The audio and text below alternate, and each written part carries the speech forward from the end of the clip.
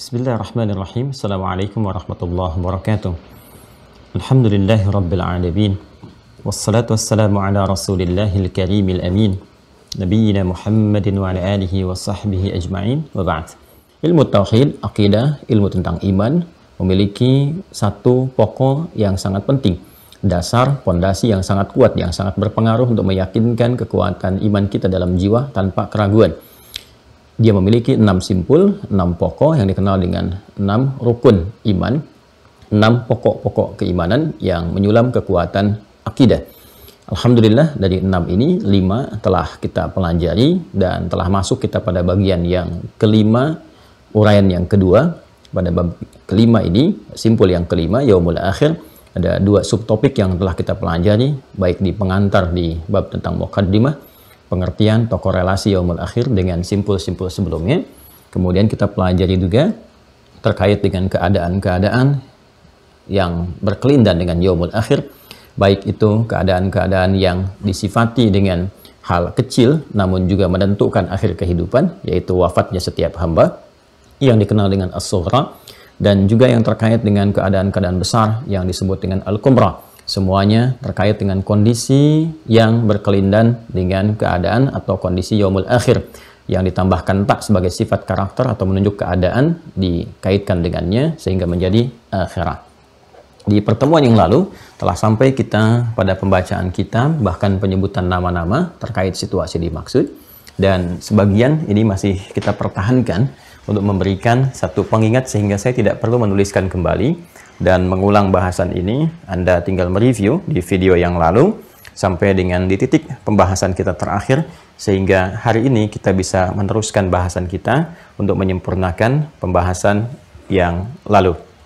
Ini urutan yang telah kita bacakan, kita uraikan secara detail tentang rukun iman. Simpulnya telah kita uraikan. Simpul pertama, Allah dan segala yang terkait dengannya. Kemudian komitmennya adalah la ilaha illallah, menafikan segala yang dipertuhankan dan menjadikan aspek kebertuhanan hanya kepada Allah saja. Nafi, isbat. Ingat ya, la-nya nafi artinya harus menafikan, menepikan, ya, meniadakan segala hal yang terkait dengan ketuhanan, jangan menuhankan siapapun. Illa-nya isbat, kecuali kan Allah saja. Jadi kalau ada la dan illa, yang ditetapkan yang terakhirnya, yang setelah illa. Ingat ya. Kalau ada la dan illa, ya kan? La dan illa yang ditetapkan setelah illanya. Ya, jadi yang ini yang ditetapkan, yang ini dinafikan. La ilaha, enggak ada Tuhan. Semua tidak boleh ada yang dipertuhankan illa, kecuali tetapkan Allah saja, illallah. Kan? Itu syahadat kita, syahadu alla ilaha illallah. Kemudian juga komitmen ibadah, ini sudah saya terangkan. Kalau sudah menyebutkan Allah Tuhan saya, berarti dengan menyebutkan Allah saja kita sudah berkomitmen untuk menyembahnya. Ya, kalau Anda ditanya siapa Tuhan Anda? Allah. Dengan menyebutkan Allah saja, maka di situ ada komitmen kita untuk beribadah, untuk membuktikan komitmen keimanan lewat ibadah. Ingat baik-baik gitu ya. Jadi kalau Anda mengatakan Tuhan saya Allah, berarti Anda sudah berjanji pada diri Anda untuk membuktikan kebertuhanan itu dengan ibadah. Ya, karena itulah saat ibadah pertama kali kita lakukan yang menyambungkan kita dengan Allah itu, ya, sesuatu yang tersambung. Ya, yang menyambung itu akarnya dari kata wasala, sifatnya disebut dengan silah, keadaannya disebut dengan wusul. Wasala yasilu silatan wa wusulan, gitu kan? Nah, ibadah yang melatih kita untuk terhubung, tersambung dengan Allah disebut dengan sholat namanya. Dari akar kata yang sama. Ya, bukankah saat sholat pertama kali kita buka adalah kita mewujudkan komitmen kita untuk menyembah. Siapa yang kita sembah? Allah. Apa yang kita ucapkan? Allahu Akbar. Ya kan? Nah, itulah kalimat pertama yang kita ucapkan, Allahu Akbar, menunjukkan komitmen kita untuk mengagungkan, mengesahkan, dengan mengistimewakan dan mengarahkan semua terkait penyembahan hanya kepada Allah. Karena itu bentuknya menggunakan tafdil, keutamaan yang terbesar, superlatif. Ya, di antara semua yang mengaku besar, mengaku agung, yang diagungkan, yang dinilai hebat, yang paling hebat, paling agung, menguasai segalanya, akbar, hanya Allah. Itu puncak pengabdian kita. Nanti saat masuk fikih ibadah kita akan bahas itu.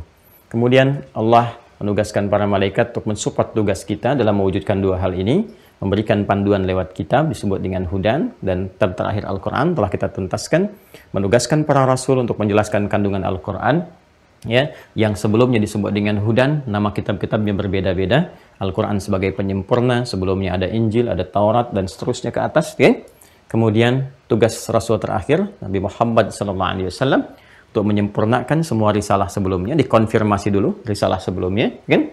Kemudian menjelaskan yang selanjutnya sampai kehidupan berakhir. Karena itu mukjizat Nabi Muhammad terkait hudannya pun sifatnya abadi sampai kehidupan berakhir. Yang lainnya selesai karena sudah dikonfirmasi oleh Al-Quran, ya kan? Kemudian sudah selesai masanya sesuai dengan generasinya. Karena itu kita tidak temukan keabadiannya sampai dengan kini. Tidak terjaga karena memang hanya untuk di kondisi umatnya saja, di generasinya saja, di masanya saja, tidak berkelanjutan, tidak berkesinambungan. Berbeda dengan Al-Quran karena kitab penutup, artinya menutup semua risalah, menutup semua aspek-aspek yang terkait dengan kehidupan sampai dengan kehidupan berakhir. Karena itu hudannya pun, kitabnya pun dijamin langsung oleh Allah abadi sampai kehidupan berakhir, sampai kembali kepada Allah Subhanahu wa Ta'ala. Yang dimaksud Quran surah ke-15 ayat yang ke-9, inna nahnu nazzalna dzikra wa inna lahu lahafidhan. Allah langsung yang menjamin untuk menjaga. Karena itu sampai sekarang abadi sifatnya. Tidak ada perubahan, tidak ada aib, tidak ada cacat, semua sempurna, sama persis seperti awal mula diwahyukan kepada Rasulullah SAW. Ini yang membuktikan ya, kebenaran Nabi Muhammad SAW sebagai Rasul, sekaligus juga penguat tentang kebenaran risalah Islam. Ya, dan ini satu-satunya kitab suci yang terkait dengan aspek keagamaan, dengan keyakinan yang sampai sekarang masih teruji seluruhnya, kemurniannya, otentisitasnya, ya, termasuk juga validitasnya, kebenarannya sampai sekarang. Dan alhamdulillah kita diberikan nikmat oleh Allah Subhanahu wa Ta'ala untuk beriman sampai dengan detik ini dan bisa menikmati mukjizat terbesar yang pernah disampaikan kepada Rasulullah. Tinggal nikmat itu diimplementasikan dalam kehidupan untuk mengkaji melalui tuntunan Rasulullah Sallallahu Alaihi Wasallam, segala yang tersandar kepada penjelasan beliau lewat hadisnya dan jejak kehidupan yang kita ikuti dengan sunnahnya. Semua ini kita kerjakan jadi kurikulum kehidupan sampai berakhir kehidupan kita, yang disebutkan dengan istilah yaumul akhir, itu kan hari akhir. Berakhirnya semua aktivitas kita menunjuk kepada waktu, ruangnya, keadaan, totalitas aktivitasnya dan sebagainya. Imma boleh jadi kita yang meninggalkan duluan kehidupan kita di muka bumi ini dengan sifat dunianya, maka ini disebut dengan as-sughra, kan? Atau memang sudah selesai kehidupan di muka bumi ini, maka buminya pun, keseluruhannya pun selesai dengan sifat panaknya, disebut dengan kubra. Keadaan yang terkait ini semua tambahkan tak di ujungnya, sehingga kita kenal dengan istilah al-akhirah. Al-akhirah. Dari sini kita dimintakan oleh Al-Quran untuk mengkaji, mempelajari, kembali ke sini. Ya, kembali juga ke sini. Lihat segala hal yang terkait dengan keterangan ini, karena semua yang disampaikan oleh Al-Quran sifatnya nyata dan terbukti. Baik yang telah berlalu sebelumnya, juga yang dialami pada saat Al-Quran diturunkan, dan berkelanjutan sampai kapanpun kehidupan kemudian berakhir di titiknya dan selesai. Kan? Semuanya terbukti. Ini terbukti, yang dalam proses pun sekarang sampai sekarang terbukti. Maka jika ini sudah terbukti, ini terbukti pun tidak ada celah lain kita untuk menolak bahwa yang akan datang pun kebenarannya pasti sifatnya mutlak. Karena itu Allah menegaskan semua kebenaran yang terkandung dalam Al-Quran disifati dengan satu kata saja, satu diksi saja, disebut dengan Al-Haq. Demikian di Quran surah kedua Al-Baqarah di ayat 147 Allah menegaskan al-haqqu mir rabbika fala takunanna minal mumtarin. Semua kebenaran mutlak itu yang sifatnya pasti semua bersumber dari Rabbmu, kan? Maka segala kebenaran yang bersumber dari Allah, ya, sifatnya mutlak. Ya, karena Allah maha segalanya, maha benar, kan kita katakan sadaqallahul azim. Allah maha benar dengan segala keagungannya, kebesarannya dan segalanya. Kalau kita mengatakan maha benar, berarti segala yang disampaikan oleh Allah semua isinya benar.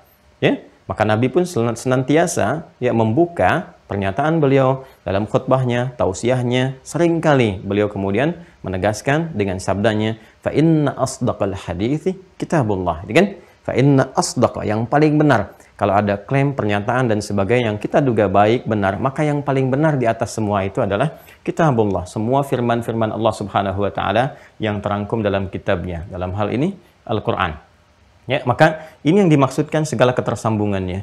Nanti pembuktian tentang kebenaran mutlak ini Allah bentangkan Baik yang tertuliskan fis sutur atau mahfudun fis sudur, maktubun fis sutur dalam bentuk mushaf, kemudian mahfudun fis sudur dalam bentuk hafalan-hafalan ya pada Al-Qur'an, atau dibentangkan kemudian kalau yang ini ayat qauliyah, ayat-ayat yang nampak pada firman, disampaikan keterangan-keterangan begini, begini, begini. Di langit ada tanda-tanda yang mendekatkan kita dengan Allah, kebesarannya disebut dengan ayat, kan? Kemudian juga ditunjukkan pula ini di daratan, ini di lautan dan sebagainya.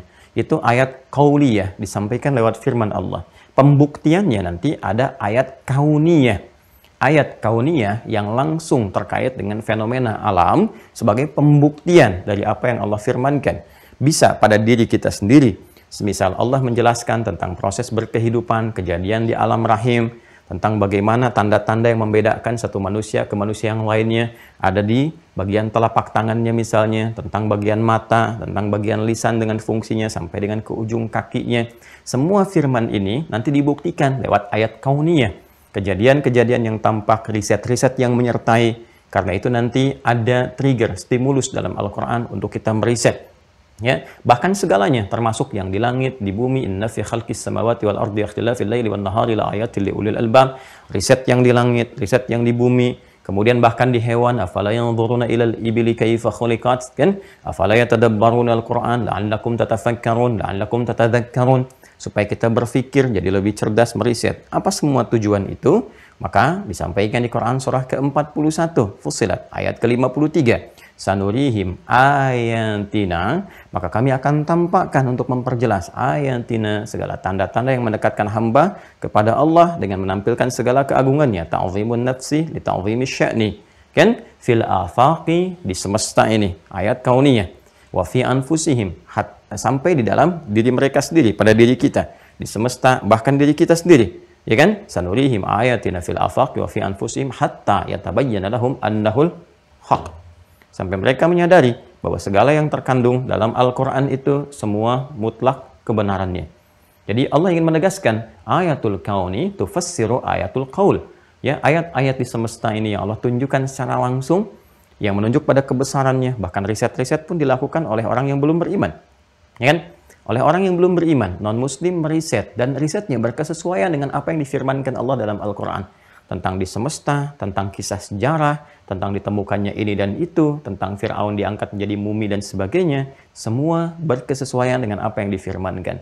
Kalau dengan semua itu ditampakkan belum jelas juga kepada kita untuk kemudian menuhankan Allah, mendekat kepadanya, maka apakah kita membutuhkan kejadian besar, kiamat kubra, sampai kita menyadari bahwa ini yang sesungguhnya yang harus kemudian kita yakini, kita imani, dan telah berakhir semuanya itu. Jangankan yang kubra, yang sughra pun saat kematian datang, nyawa sudah sampai di kerongkongan, maka jedaknya sudah tidak memungkinkan kita lagi untuk memperbaiki diri. Karena itu, kembali kita ingin mengatakan, mari kita pelajari hal-hal yang disampaikan oleh Al-Quran yang jelas, mutlak kebenarannya, terbukti bahkan dengan riset ilmiah, segala yang difirmankan itu, maka baik yang nyata, yang zahir, ataupun yang batin, yang gaib sifatnya, itu menuntut kita untuk meyakininya. Yang zahir, nyata, bisa diindra, bisa dibuktikan lewat pengetahuan. Adapun yang gaib bisa dikuatkan keyakinannya dengan keimanan. Maka membaca segala yang gaib yang belum tampak dalam pandangan, yang harus difungsikan adalah iman kita, bukan akal kita.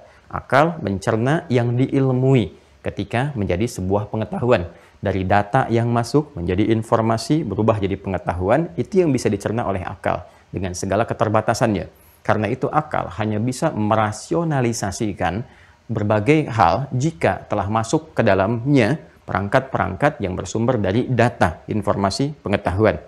Ya, dari berbagai pengalaman dalam berkehidupan sehingga terlatih untuk mencerna. Kenapa anak-anak belum teruji akalnya dengan kedewasaannya? Karena sedikit yang masuk dari data-data kepada dirinya. Pengalamannya baru berjalan beberapa masa saja, sehingga belum tercerna kematangan akalnya. Adapun orang-orang yang telah sampai kepada masanya, sampai kepada masa tertentu yang menjangkau, mencakup segala hal, disebut dengan bulugh namanya. Orangnya disebut dengan baligh, ya? Telah sampai kepada satu masa yang dia bisa mencerna sesuatu karena kematangan akalnya, ya, kematangan berbagai indranya, termasuk fisiknya. Kenapa? Karena telah banyak data yang masuk, baik lewat pendengarannya, penglihatannya yang dia cerna, sehingga terlatih semua untuk menyimpulkan Ketika semua data masuk, maka berubah jadi informasi. Ketika informasi diolah, maka menjadi pengetahuan. Itu yang bisa diakses oleh akal. Itu yang bisa dirasionalkan. Seperti pandangan terbatas, pendengaran terbatas, maka akal pun, logika pun punya keterbatasan. Dia tidak akan bisa menjangkau segala yang belum sampai datanya kepada dirinya. Dia tidak bisa menjangkau dan melogikakan segala hal-hal yang belum bisa diindra oleh perangkat-perangkat indera nyatanya. Nah, saat dia berhadapan dengan semua itu, maka yang difungsikan oleh manusia bukan akalnya, tapi imannya. Ketika iman kemudian difungsikan, maka akan datang disebut dengan hikmah. Hikmah, puncak pengetahuan tertinggi yang akan membimbing akal untuk memahami dan melogikakan apa yang belum ditangkap sebelumnya, yang bisa dirasionalisasikan. Itulah yang dimaksud firman Allah, "Wa may yu'tal hikmata faqad utiya khairan katsiran." Siapa yang diberikan kemampuan untuk bisa mendapati hikmah, maka dia mendapatkan anugerah yang sangat besar. Karena hikmah itu bisa membimbing akalnya menuju pada satu tujuan, sehingga dengan tujuan itu telah didapatkan, dia bisa merumuskan jalan-jalan kehidupan yang benar, dan kehidupannya tertata guna meniti harapan-harapan terindah yang dia cita-citakan. Untuk itulah kemudian, urutan untuk mendapatkan itu semua, untuk mendapatkan hikmah, untuk mendapatkan segala kebaikan, maka kita harus kembali ke hudan. Terdapat dalam Al-Quran. Karena itu dalam Quran kita dapatkan hikmah-hikmah. Karena itu dia disebut dengan hakim, ya, kitab-kitab yang menghadirkan segala hikmah dalam kehidupan. Dan disinilah bahkan Allah perintahkan kepada nabi-nabi sebelumnya. Bahkan kepada Nabi Yahya misalnya, alaihi salam. Nanti yang berkehidupan mempersiapkan jalan untuk Nabi Isa berdakwah. Ya, Nabi Isa, Nabi Yahya itu berada dalam satu periode yang sama. Didahului oleh Nabi Yahya, anaknya Nabi Zakaria, kan? Nah, ketika Nabi Yahya ini terlahir, kemudian Allah dalam masa perkembangan Nabi Yahya ini memberikan pedoman, petunjuk kepada Nabi Yahya untuk mendalami, kan? Mengkaji, mendekati kitab yang ada di masanya. Di Nabi Yahya pun sudah mewarisi kitab-kitab sebelumnya. Ya, perjalanan dari Nabi Musa alaihissalam terus, ya, ke Nabi Daud, Nabi Sulaiman terus, sampai ke era Nabi Yahya, bahkan sebelum Nabi Isa tiba, ya, alaihissalam jami'an. Dipersiapkan, dibaca Quran surah ke-19, Maryam. Ya kan?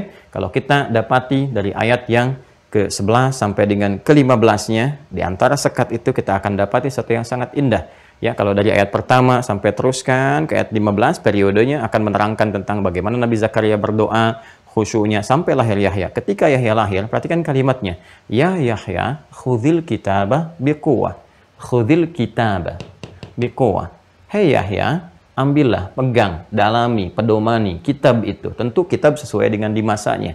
Ya, untuk generasinya, untuk masanya. Tapi poinnya adalah ketika berpegang kepada kitab itu dengan kuat, ambil sebagai pedoman, wa atainahul hukma sabiyya. Maka dari sejak dini kami akan berikan hikmah. Hikmah. Karena itulah fungsi Nabi pun mengajarkan hikmah, termasuk Nabi Muhammad SAW. Ya, hikmah itu diajarkan. Quran surah kedua Al-Baqarah ayat 151. Ya, paling kanan agak sedikit ke bawah. Kalau tadi di kiri atas, ya, di surat Maryam di mushaf standar. Quran surah kedua kembali ayat 151.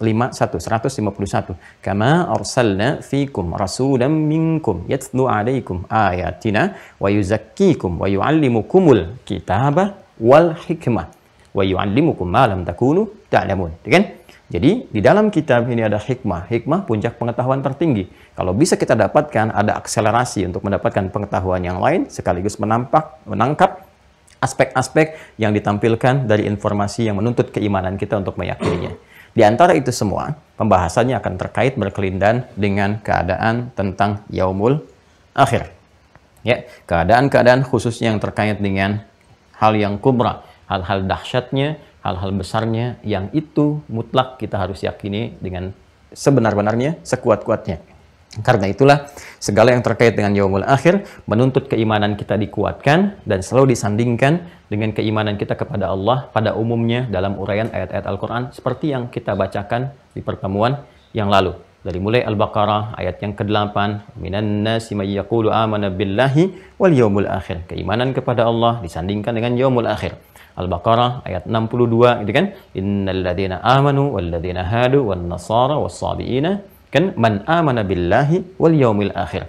Keimanan kepada Allah disandingkan dengan yaumul akhir, yaumul akhir, yaumul akhir untuk memberikan kesan kuat kepada kita bahwa mutlak diperlukan motivasi tinggi untuk terus meningkatkan keyakinan, sehingga dengan itu kita punya persiapan untuk merumuskan kegiatan kita menyongsong kejadian-kejadian besar yang akan berlaku pada momen ini.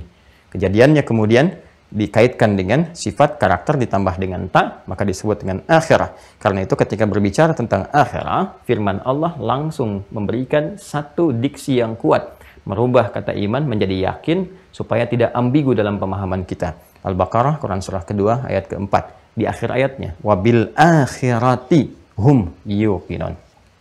Dan sifat orang takwa itu, orang yang ingin mendekat kepada Allah, punya rumusan-rumusan kehidupan, terhadap program-program akhiratnya, dia yakin, karena itu dia menyiapkan persiapan-persiapan terbaiknya. Nah, ini yang kita simpulkan 3 ini kemarin, yaitu sikap kita, insan beriman, terhadap segala hal yang terkait dengan yaumul akhir. 1, mesti ada keyakinan paripurna. Keyakinan paripurna ini yang menjadikan kita memiliki persiapan dan motivasi kehidupan yang benar. Ingat ya, motivasi kehidupan yang benar. Keimanan itu mesti juga mengarahkan kita kepada kebenaran. Dan kebenaran itu akan menuntun kita untuk menjalani aktivitas dengan terukur. Karena itu kemudian pembahasan tentang iman terhadap yaumul akhir seharusnya menjadikan kita feedbacknya dapat menata kurikulum kehidupan yang jelas. Bahkan dari bangun tidur sampai dengan tidur lagi. Ima persiapan untuk kita wafat, sughra, atau bahkan persiapan untuk yang lebih besar lagi pasca kita wafat, kubra. Apa yang kita siapkan? Harus ada motivasi, turunkan ya, dan tuliskan minimalnya seperti yang guru kami ajarkan, dan tersambung tentu sanadnya kepada Rasulullah SAW, ya, ketika Nabi mengingatkan kita untuk senantiasa ingat akan kematian, ingat kematian supaya apa? Tertata persiapan kehidupan kita. Punya motivasi, tuliskan aja di meja kerja kita, di tempat yang kita akses. Hei Fulan, hei Adi Hidayat, kamu akan wafat. Bagaimana dengan bekalmu kini? Jangan merasa aman, karena belum tentu juga engkau merasa aman saat dihisab. Tuliskan, ya. Nah, untuk bisa menghadirkan motivasi ini, maka Allah menampilkan beragam nama yang memberikan penjelasan-penjelasan terkait dengan peristiwa-peristiwa yang akan terjadi di yaumul akhir ini. Nama-nama ini yang telah kita bacakan di pertemuan yang lalu pada umumnya, dan telah kita ungkapkan dalil-dalilnya. Sekarang kita coba akan detilkan hal dimaksud, khususnya terkait dengan peristiwa pertama yang berkelindan dengan al-akhirah, dengan pembahasan pada aspek yang kedua, yaitu kubra. Ahwalul, ahwal. Jadi bukan ahwal, tapi ahwal. Pakai H besar ya. Ya. Ahwal, al-ahwalul kubra atau ahwalul kubra. Kalau kita sampaikan al-ahwalul kubra, fima yata'allaq bil akhirah. Kan? Alhamdulillah. Sudah? Hal-hal besar, gitu kan? Hal-hal besar. Jadi ada ahwal, ada ahwal, itu beda. Jadi ada ahwal. Nah, ini hak kecil, ini hak besar. Ya, kalau ahwal, ya hal-hal sudah jadi bahasa Indonesia, jamak dari kata hal. Ya, kejadian-kejadian atau keadaan-keadaan, gitu kan? Itu masih normal, masih umum sifatnya.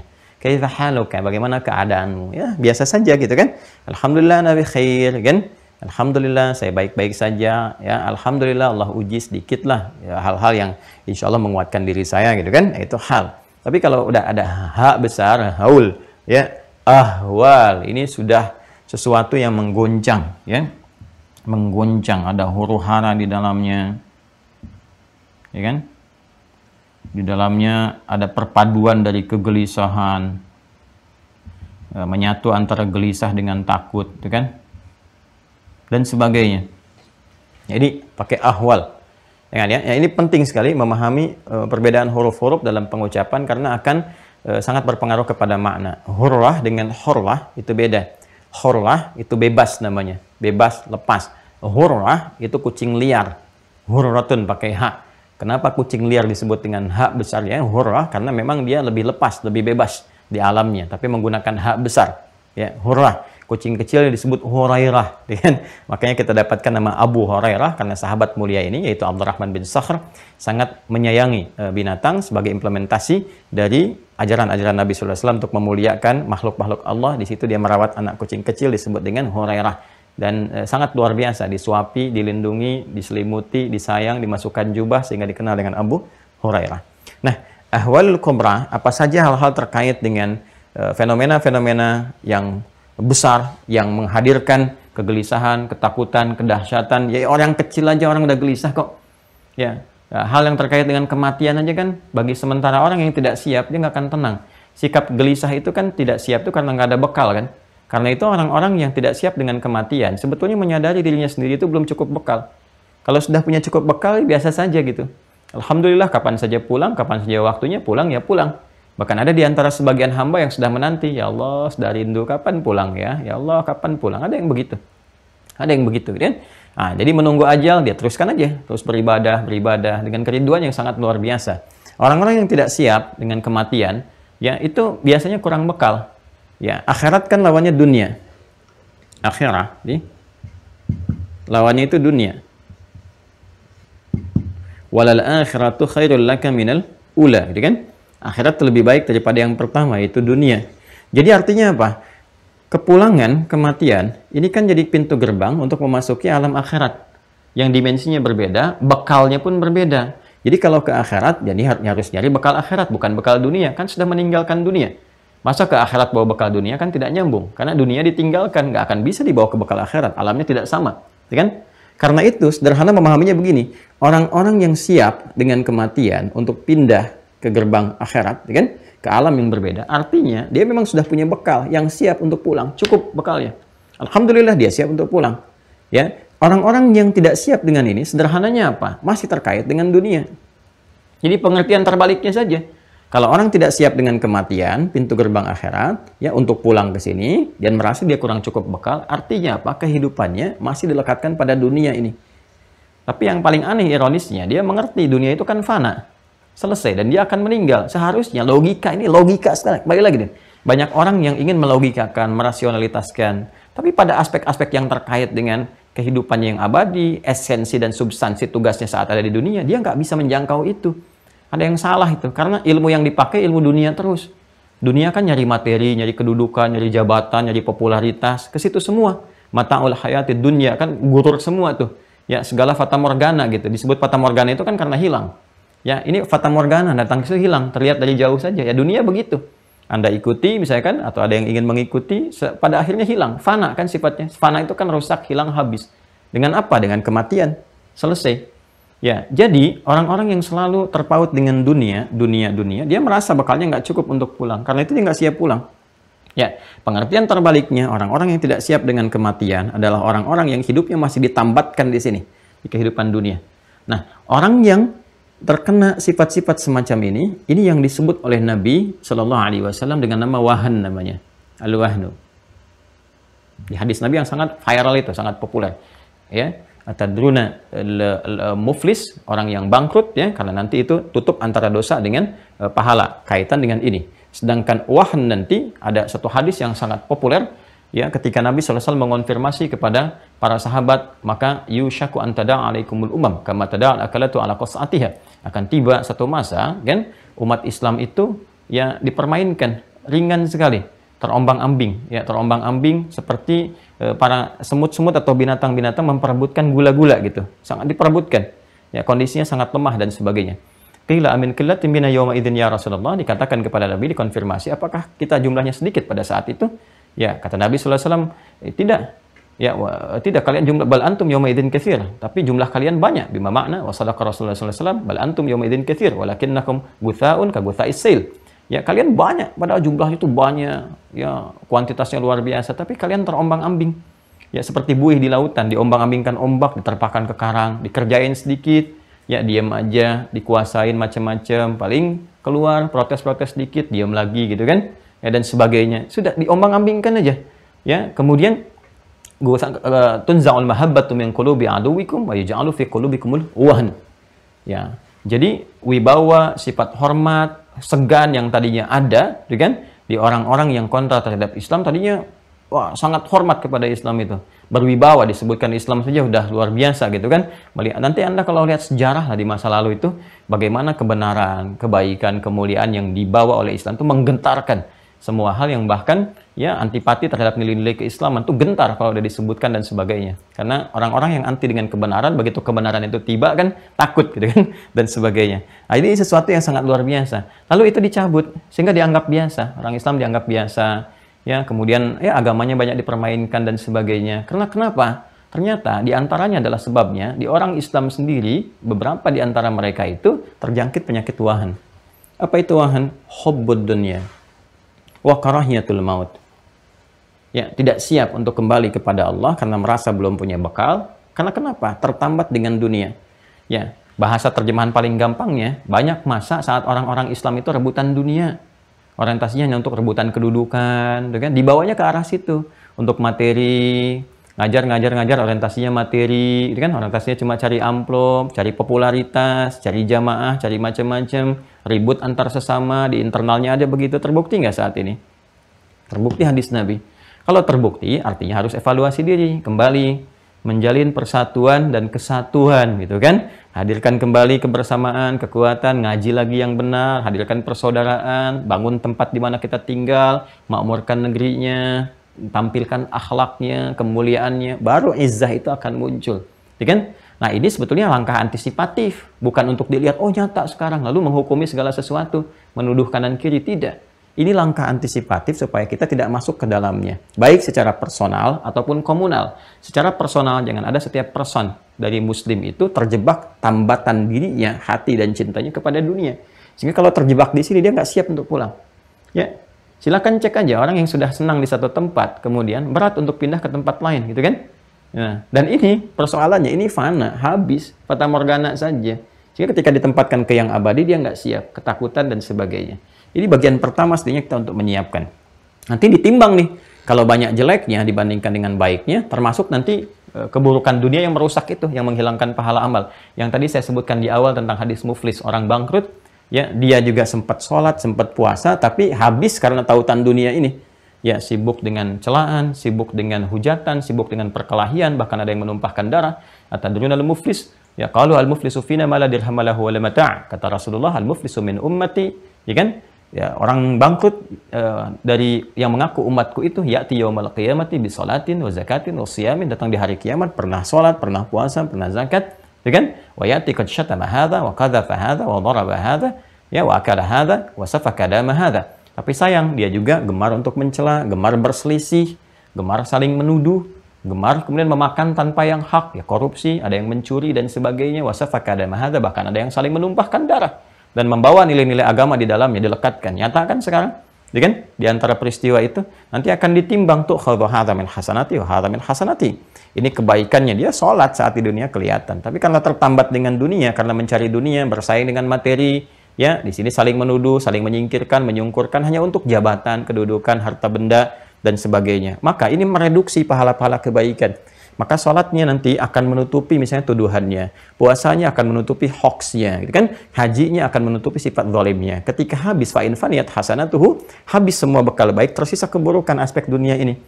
Ya, maka dia harus dibersihkan dulu yang ini nih, faturiha finnar. Maka dilemparkan ke dalam neraka, maka ini yang disebut dengan bangkrut. Habis asetnya, ya, dari pahalanya nggak tersisa amal baiknya. Ini yang kita khawatirkan saat terjadi yang kubra. Nah, apa tanda ahwal yang pertama pada yang kubra ini? Saat semua kejadian itu berlangsung, ditimbang, dilihat, ya, semua yang mati dihidupkan lagi, yang kemarin telah kita sampaikan disebut dengan ba'ats. Nah, maka ini diawali dengan apa yang disebut nama pertama, yaitu qiyamah. Nah, kita akan membahas bagaimana saat dibangkitkan kembali, diawali dengan kejadian apa lagi, ya, yaumul ba'ats telah kita sampaikan kemarin, yang ini. Ya, saat ini semua telah meninggal, tadi habis, kan fana, habis kan di halaman 260 itu, kemarin telah kita bahas mafhumu yaumil akhir, gitu kan? Pembahasan tentang pengantar yaumul akhir. Yang pertamanya kan disebutkan bahwa apa yang kita tinggali ini semuanya fana, akan rusak, akan hancur, kita meninggal dunia, gitu kan? Kemudian setelah habis semua dibangkitkan kembali, kebangkitan disebut dengan ba'ats. Nah, tentang fananya itu, coba cek di halaman 260 yang kemarin kita bacakan. Ini masih ada. Ya. Yang sebelah kanan ini, tolong di-download ya, karena kita sudah scan, sudah tampilkan. Ada. Yabda'u yaumul akhir, ya, bifana'i alamina hadha. Ada ininya, bacaannya, yang bawah di sebelah kanan. Yabda'u yaumul akhir, ya, kita baca, yabda'u, betul. Yabda'u yaumul akhiru bifana'i alamina hadha. Oke? Nanti saya urutkan dari keterangan ini, saya urutkan dengan ayat-ayat yang ada di Al-Quran. Karena ini sudah terurut. Ini, Masya Allah ini ya, jenius. Syekh Sayyid Sabiq ini jenius sekali, memberikan satu gambaran pengantar, highlight-nya, itu berdasarkan urutan ayat Quran. Ini menunjukkan beliau paham Al-Quran. Jadi disampaikan urutannya, nanti nama-namanya diurutkan. Ya. Yabda'ul yaumul akhiru, dimulai yaumul akhir ini keadaannya kan, atau huru-hara, kegelisahan, macam-macam kehancurannya itu kan, bifana'i alamina hadza, dengan hancurnya, habisnya alam yang kita tinggali ini. Dan segala fenomena yang terkait dengan kehancuran, kedahsyatan, terjadinya, bangkitnya, hidupnya, segala hal itu kan yang tidak beraturan terjadi pada saat itu, yang diatur sedemikian rupa gitu kan dengan ketetapan Allah, dan kita melihatnya segala hal gitu kan, ya gambaran ya yang tercitra, karena kita insya Allah nggak mengalami itu gitu. Kita insya Allah orang beriman tidak mengalami itu, karena ini hal-hal terbesar yang akan dialami oleh orang-orang yang keingkarannya sangat luar biasa, sehingga seketika dihancurkan dengan hancurnya alam. Nah, itu disebut dengan qiyamah namanya. Ya, qiyamah. Seperti ini. Akar utamanya. Ya, kalau kita menggali ke verbnya, nah ini terkait berkelindan dari turunan kata qama, ya kan? Kemudian juga nanti ada aqama.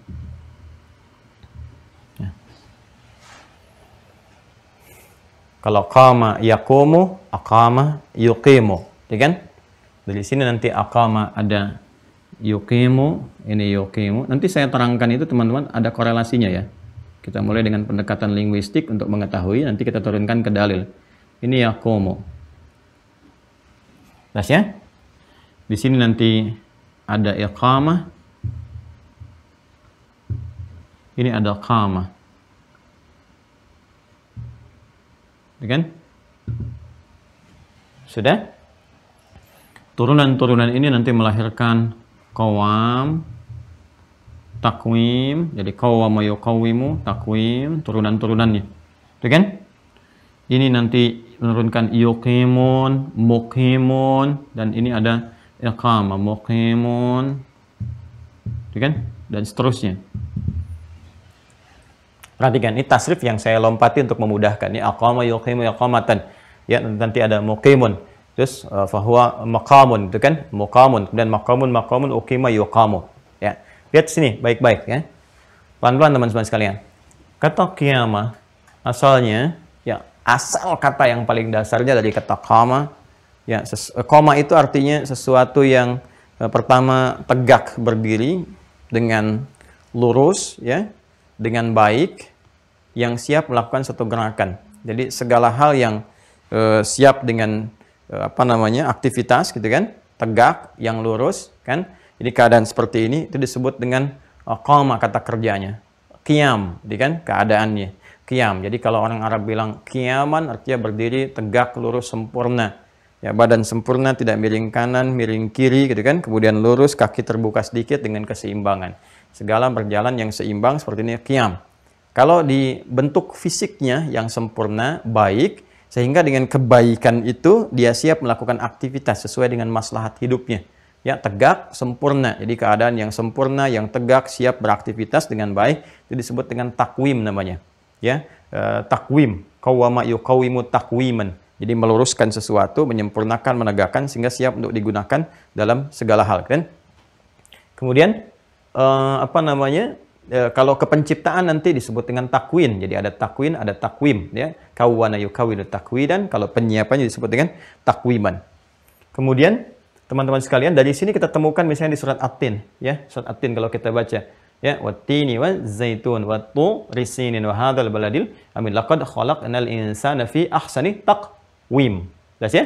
Sungguh kami ciptakan manusia itu, teman-teman sekalian, dalam bentuk rupa yang sempurna, yang bagus, yang ayat keempat di surah At-Tin itu.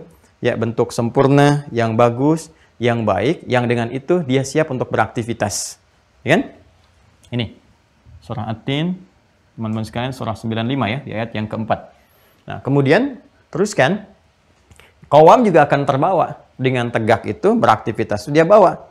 Ya, utamanya dalam menjalani kehidupan bersosial. Kan kalau sudah beraktivitas itu sifatnya sosial. Ya, bukan hanya memenuhi kebutuhan diri, tapi berinteraksi dengan yang lainnya. Dan sifat sosial pertama dibawa ke keluarga kan? Ya, karena itu pemimpin dalam keluarga itu ketika menata kebutuhan sosialnya di rumah, itu sifatnya disebut dengan qawam. Quran surah keempat, An-Nisa ayat 34. Ya, paling kiri sebelah atas di mushaf standar. Ar-rijalu qawwamuna 'alan nisa. Para lelaki itu, gitu kan, diberikan oleh Allah fitrah kepemimpinan untuk menata tegaknya kehidupan dalam berumah tangga. Yang dari tegaknya rumah tangga itu yang benar nanti dibawa ke kehidupan bermasyarakat. Kalau di dalam rumah sudah tidak benar, ke masyarakat nanti akan berpengaruh hal yang buruk antara satu dengan yang lainnya.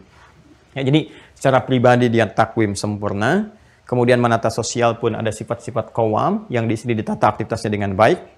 Secara pribadi beraktivitas, secara sosial beraktivitas, segalanya dimulai semua aktivitasnya ini. Untuk keseimbangan dalam beraktivitas itu bukan hanya fisik yang dipenuhi, dari makannya, dari minumnya, dari akalnya juga kemudian kan untuk bisa membimbing fisik dalam beraktivitas dengan baik, tapi jiwanya juga. Seperti saya terangkan saat di awal, saat membahas anatomi tentang manusia, kan ada fisik, ada kemudian akal, ada roh kan. Nah, roh pun perlu ditata juga.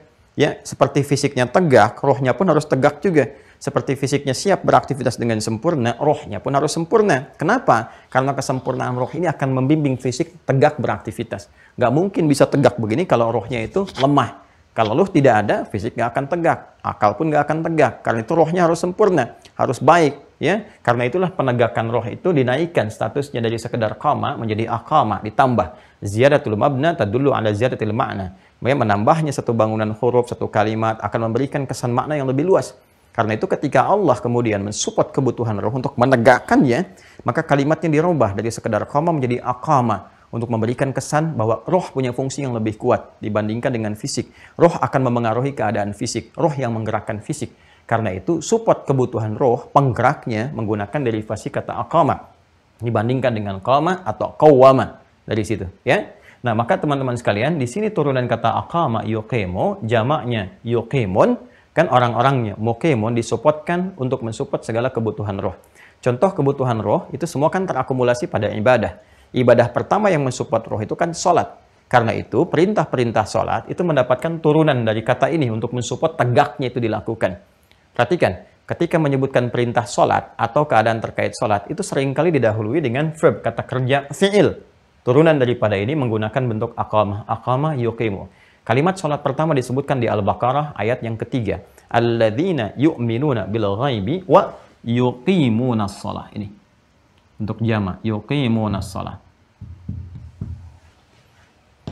Bahkan ketika bentuk fi'il mudhari, verb ini yang berbentuk present, continuous, future, gitu kan, berkelanjutan terus sampai berkemajuan menggunakan derivasi kata aqama jadi yuqimun, dirubah ke dalam bentuk kata perintah fi'il amr, masih turunan kata ini. Quran surah kedua Al-Baqarah ayat 43 ketika merubah bentuk fi'il mudhari menjadi bentuk fi'il amr. Wa aqimus shalah wa atuz zakah warka'u ma'ar raki'in. Wa aqimu. Tuh, wa aqimu. Ketika bentuk tunggal pun dikembalikan ke sini. Aqimis salata liduluki syamsi ila ghasaqil laili wa qur'anal fajr. Quran surah 17 ayat ke-78. Aqimis salata tarafain nahar wa zulafan minal lail innal hasanati yudhibnas sayyi'at. Quran surah ke-11 Hud ayat 114. Ya kan? Ya utlu ma uhya ilaika minal kitab wa aqimis salah. Quran surah ke-29 ayat ke-45. Turunan kata ini. Isyarat penunaiannya supaya tegak dilakukan, supaya baik, supaya sempurna, disebutkan lagi sebelum dilakukan sholatnya. Supaya diingatkan, sholat kamu harus khusyuk, harus tegak, harus baik, gitu kan? Harus sempurna. Maka pengingatnya disebut dengan iqamah namanya. Aqama yuqimu iqamatan. Hanya orang Indonesia kan senang menyingkat-nyingkat di ujungnya. Gitu kan? Adi, di, Hasan, san. Iqamat, komat. Gitu kan? Ya kan? Maka iqamah disingkat dengan qomat, gitu kan? Asalnya dari kata iqamah. Aqama yuqimu iqamah. Ada adzan, ada iqamah. Baik ya? Ini korelasinya. Semua interaksi spiritual roh untuk mensupport keadaan fisik sehingga ketika yuqimun dikerjakan, sholatnya bagus, maka takwim akan sempurna. Karena itulah penegakan kehidupan dalam rumah tangga yang berharap samara itu selalu harus dihiasi dengan peningkatan kualitas dan kuantitas ibadah. Itu yang menjadikan akumulasi takwa itu hadir, sehingga dengan takwa solusi muncul. Solusi kerumah tanggaan, solusi pribadi, sampai solusi sosial. Kehidupan bersosial ketika menjadi komunitas disebut dengan kaum, kan? Kaum itu dari bahasa Arab, akarnya dari sini juga. Kaum. Ya, diserap ke dalam bahasa Indonesia menjadi kaum. Kaum ini, kaumnya Nabi Musa, kaumnya Nabi Ibrahim, kaum ini. Yang soleh yang seperti ini, kaum yang soleh. Kaum yang jelek-jelek begini, kita kenal dengan ini kaum Sodom, kaum Namrud, kaum ini, kaum itu, dan sebagainya. Kaum, ini menunjuk satu interaksi sosial. Baik interaksi sosial yang luas di masyarakat dengan kaumnya, di rumah tangga dengan sifat qawamnya, pribadinya dan sebagainya, itu akumulasi tertinggi untuk mensupportnya berada dalam konsepsi takwa, peningkatan pada nilai ibadah. Sehingga ketika orang bisa meningkatkan takwa, support spiritualnya, maka hubungan baik yang di sini ataupun di sini, secara personal, komunal terbatas ataupun sosial, semua akan tersupport dalam keadaan yang harmoni, yang indah, baik, bahagia dan sejahtera. Karena itu Allah firmankan Quran surah ke-65 At-Talaq di akhir ayat kedua, di awal ayat ketiga, kan? Wa may yattaqillaha yaj'al lahu makhraja wa yarzuqhu min haitsu la yahtasib. Solusi datang lewat takwa, rizki mengalir lewat takwa, kebahagiaan datang lewat takwa. Quran surah kedua Al-Baqarah di akhir ayat 189. Wattaqullaha la'allakum tuflihun. Bertakwalah kepada Allah supaya engkau cenderung bahagia. Dalam kehidupan sosial pun kaum, kan, yang bersuku-suku, berkomunitas, macam-macam sifatnya, takwa itu penting. Quran surah ke-49 ayat ke-13. Ya ayyuhan nasu inna khalaqnakum min dzakari wa untha wa ja'alnakum syu'uban wa qabaila. Qaum lita'arafu inna akramakum indallahi atqakum. Takwa lagi. Nah, semua yang terkait dengan ini, semua ini akan berakhir, akan habis ketika tegaknya sesuatu. Tegaknya satu perintah, muncul satu perintah, tapi perintahnya unik. Perintahnya mengakhiri semua ini. Selesai aktivitas ini. Ya, selesai. Aktivitas ini tuntas. Nggak ada lagi kemudian orang yang cari makan, udah nggak sempet cari makan, udah nggak sempet lagi sholat, udah nggak sempet macam-macam, berakhir semua. Ya, semua berakhir. Rumah tangga, kehidupan berakhir, secara sosial juga habis semua. Kan ini juga habis, ini habis, semua selesai. Itu menunjuk kepada hal yang kubra, pengantar kepada kiamat, disebut dengan ahwal. Kenapa ahwal? Huru-hara, gelisah, takut, macam-macam. Karena semua aktivitas normal yang terjadi seperti ini sudah selesai dengan bangkitnya sesuatu, tegaknya satu hukum Allah yang telah ditetapkan. Dia akan muncul, tegak, membawa sifat-sifat tertentu. Saya telah katakan kepada Anda, semua terkait dengan keadaan, sifat, karakter, kejadian, macam-macam, tambah tak di ujungnya. Maka semua katanya dikorelasikan dengan ini untuk menunjukkan bahwa semua kejadian yang kita alami, aktivitas kita habis semua. Semua selesai tata kehidupan sosial karena tempat-tempatnya ikut hancur juga. Kegiatan kita ibadah selesai, secara pribadi juga selesai. Terjadi apa? Apa yang disebut dengan qiyamah. Ya kan? Jadi kata qiyamah bukan hanya menunjukkan sebuah peristiwa, sifat-sifat keadaan yang menunjukkan tegaknya hukum Allah. Perintah Allah yang terjadi pada saat itu yang mengantarkan pada gerbang pembuka kehidupan akhirat. Tapi ingin memberikan kesan bahwa ketika ini tegak, ini muncul, ini terjadi, semua aktivitas turunan dari kata ini, yang berasal dari kata kerja, qama, sampai ke akoma dan turunannya, semua berakhir. Karena qiyamah sudah muncul. Ini akhir segalanya, yang mengakhiri semua aktivitas dari turunan kata-kata ini. Jadi ketika disebutkan kiamat, penting kita kembalikan ke kata asalnya untuk menunjukkan saat kiamat ini muncul, terjadi dengan ketetapan Allah, tegak dia, nyata dia, maka semua turunan dari peristiwa-peristiwa dan derivasi katanya akan habis semua. Paham? Ya, mohon fokus ya, karena boleh jadi kita nggak temukan pembahasan ini. Karena kita harus ambil dari berbagai referensi, begini, kaitkan, lihatkan, dan lihat turunan di dalil-dalil dan sebagainya. Ya. Nanti kita akan paham setelah uraian ini bisa sempurna disampaikan. Jelas ya? Nah, jadi kita harus mengerti bahwa semua aktivitas kita turunan dari satu kata, derivasi yang sama. Dan di akhirnya pun dengan mengambil derivasi kata ini juga. Nah, apa yang terjadi pada saat ini? Mari kita lihat keterangan-keterangan Al-Qur'annya. Ketika disebut dengan qiyamah, apa yang terjadi? Maka Allah turunkan langsung satu surah. Dengan namanya langsung, surah ke-75. Quran surah 75. Ya kan? Ayat pertamanya nanti menunjuk sumpah Allah ya tentang kejadian ini yang nyata sifatnya. Kemudian keadaan dahsyatnya yang tadi saya katakan menghancurkan tatanan aktivitas sosial secara komunal, secara personal dan sebagainya. Kita nanti turunkan dari masuk ke ayat 5-nya kan sampai dengan nanti masuk ke 11-nya. Ya kan? Sudah?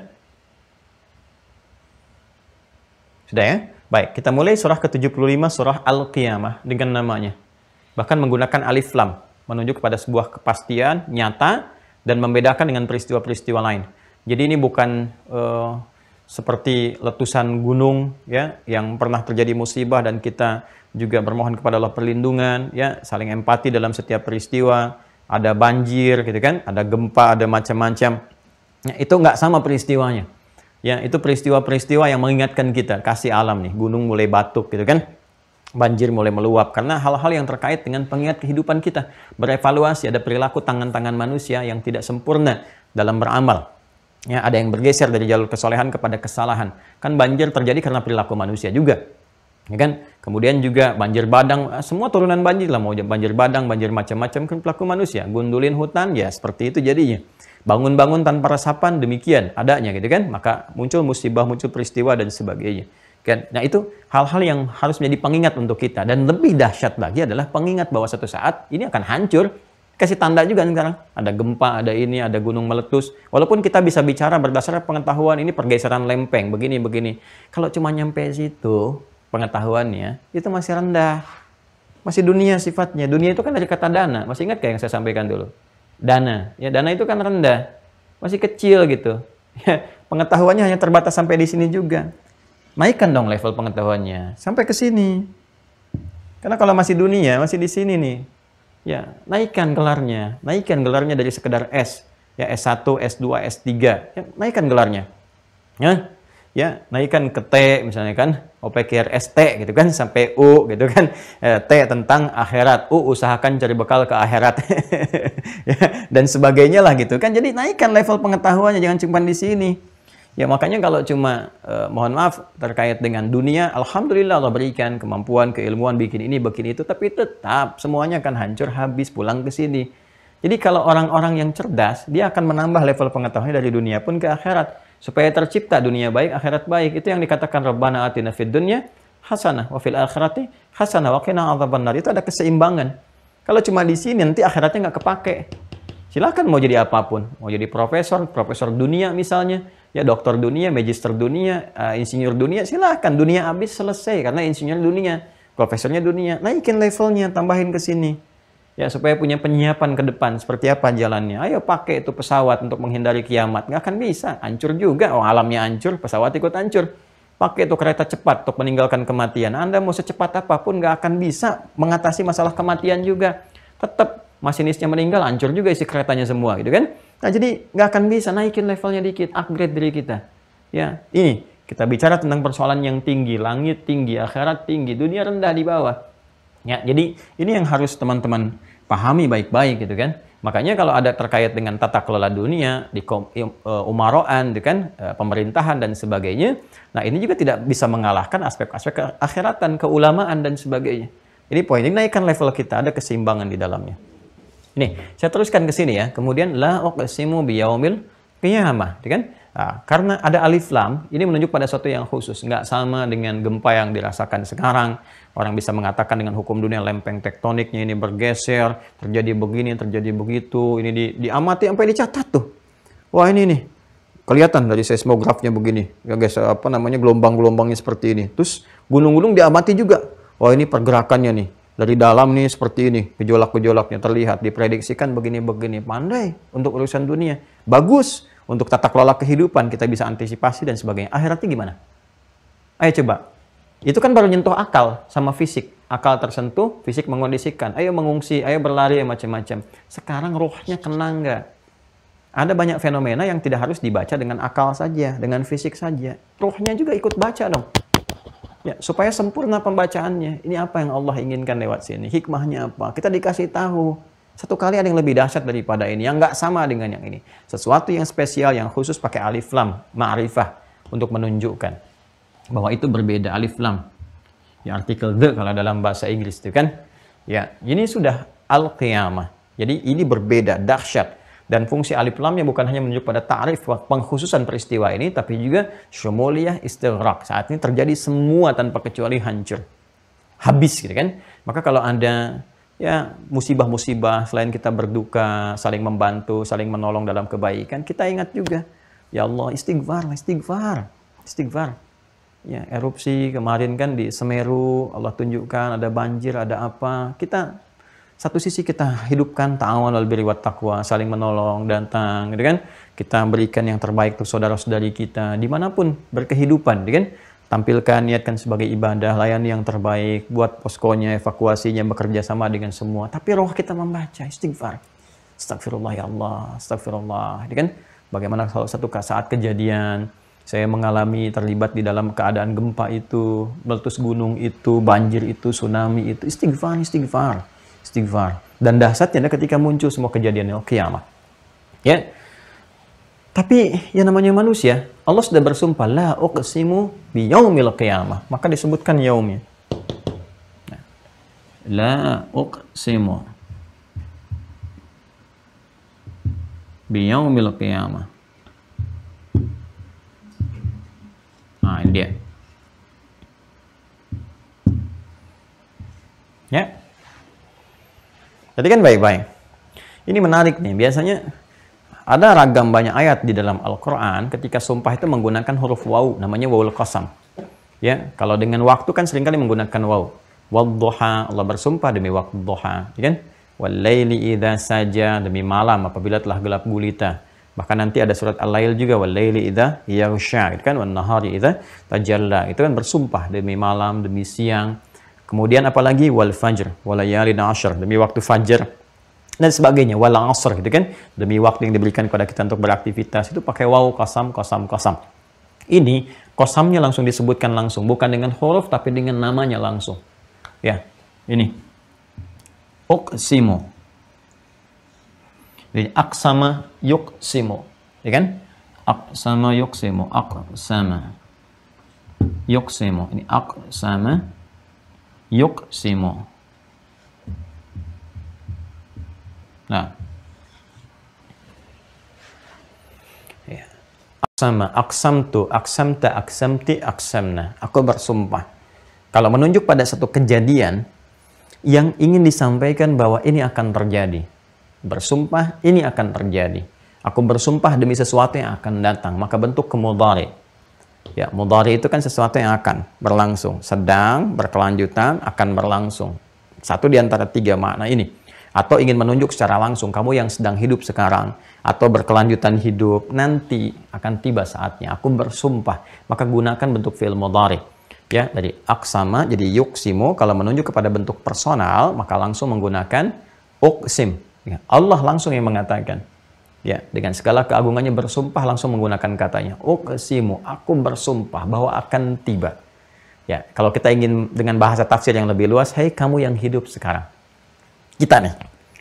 Karena Al-Quran sifatnya abadi, berkelanjutan, terjaga, melintasi setiap zaman, maka fungsi ini pun akan mengkhitab, memberikan kesan kepada siapapun yang melintasi zaman sesuai dengan eranya. Ketika ayat ini turun, disampaikan kepada era manusia di era Nabi Muhammad SAW. Hei kamu yang hidup sekarang. Dan yang terus berkelanjutan sampai kapanpun. Bagi kita yang sekarang disampaikan. Hei kamu nih, yang sekarang hidup ya.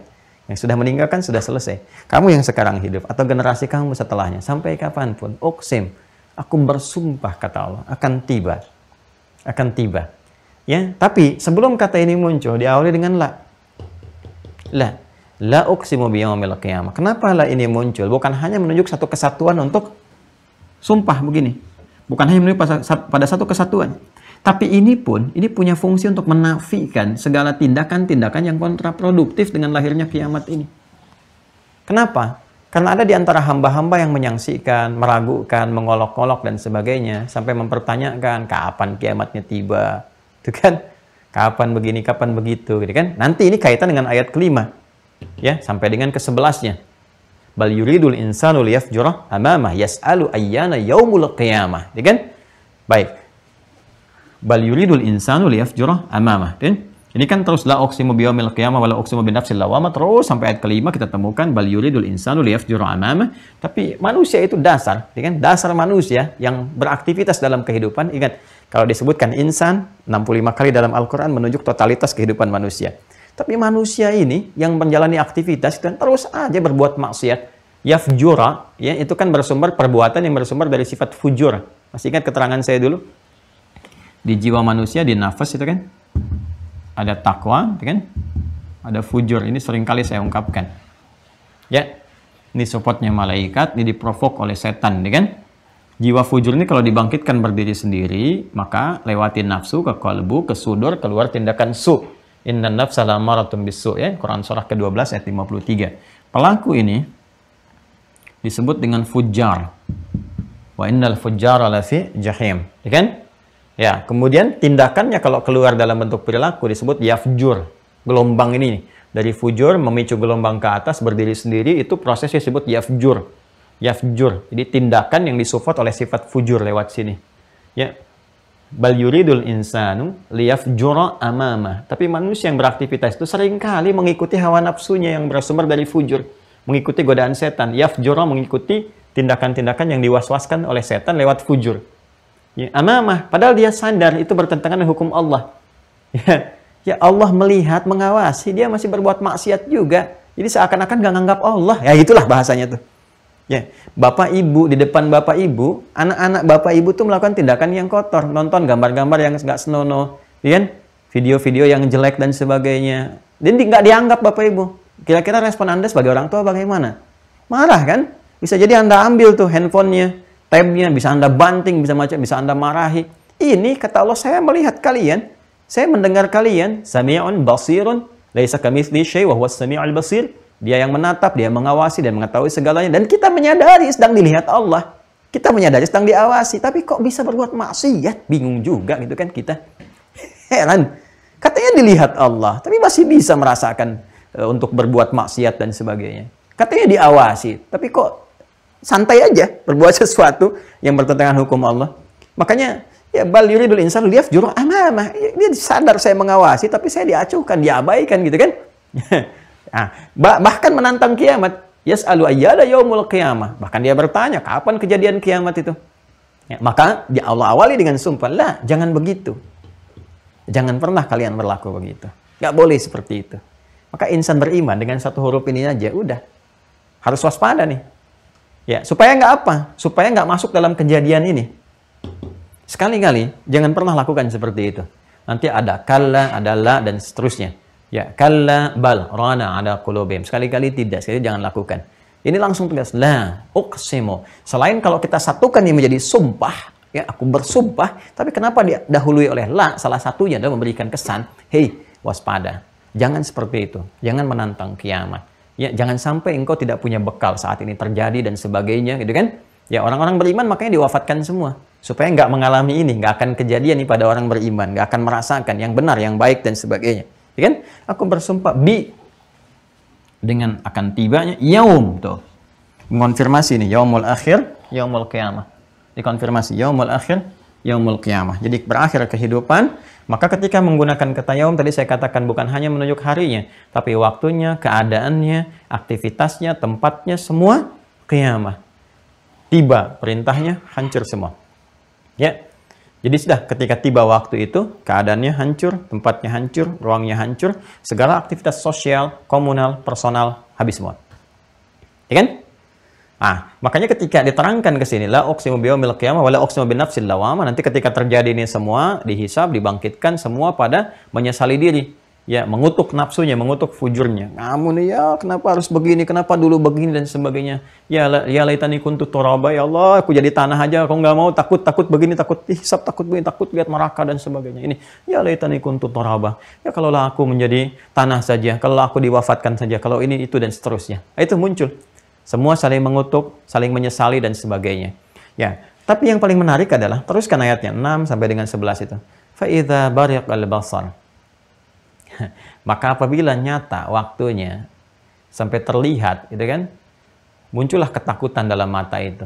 Bariqa, ya, bariqa itu sesuatu kilatan yang membuat kita merasakan takut.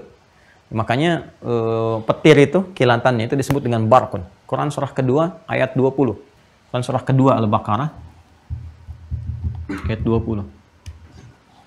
Yakadul barqu yakhtafu absarahum, gitu kan? Hampir kilatan itu menyambar mata mereka, gitu kan? Itu bahasa kiasan yang tinggi sekali, mengibaratkan tentang bagaimana sifat orang-orang munafik itu ya. Ya. Jadi kilatan itu kalau sudah kita melihat kilat yang Anda bayangkan gini aja ya. Situasi saat mendung, gelap dan sebagainya, tiba-tiba petir di mana-mana. Dar. Terus tiba-tiba ada kilat tuh. hadapan kita. Bukankah apa yang kita lakukan? Ya, reaksi dari itu semua. Kita menghindar kan? Berlari kan? Takut kan? Ini menunjukkan satu ketakutan kan? Nah, itu disebut dengan bariqa, kata kerjanya. Bariqa. Kilatannya disebut dengan barqun. Ya, jadi begitu kilat, astagfirullah, itu udah fitrah tuh. Ya Allah, gitu kan? Oh, itu udah fitrahnya itu, karena ada ketakutan. Nah, ini lebih dahsyat lagi. Fa idza bariqal basar. Maka jika semua kilatan-kilatan sudah nampak, semua itu terjadi, ya, takut mulai, takut. Wa khasafal qamar, udah, rembulan dah hilang. Artinya kalau rembulan hilang, malam tuh udah nggak jelas. Rembulan kan tanda malam. Wa jumi'a syamsu wal qamar, dibenturkan antara apa? Matahari dan bulan. Jadi Anda sudah gambarkan, dah nggak ada siang, nggak ada malam tuh. Udah nggak jelas siang, nggak jelas malam, karena sudah ruang waktu segalanya itu sudah habis karena terjadi ini. Benturkan semuanya. Ya, nanti itu dikonfirmasi dengan Quran surah ke-69 Al-Haqqah itu, ayat 13 sampai dengan 14. Quran surah 69 ayat 13 sampai dengan 14. Masih ingat malaikat siapa namanya? Ya, yang ditugaskan oleh Allah untuk mengakhiri alam semesta ini, tugasnya ketika meniupkan sur namanya Israfil kan? Israfil kan? Ya, malaikat Israfil yang telah kita bahas, yang ketiga itu yang kita sampaikan, Jibril, Mikael, Israfil kan? Ya, malaikat Israfil telah kita uraikan. Apa tugasnya? Tugasnya kan sudah meniup sesakala sur. Ya, maka disampaikan Quran surah 69 Al-Haqqah di ayat yang ke-13 itu, fa idza nufikha fis-sur. Ya, nafhata wahidah. Maka ketika tiupan pertama itu ditiupkan, dan yang riset NASA loh ini. Bukan main-main.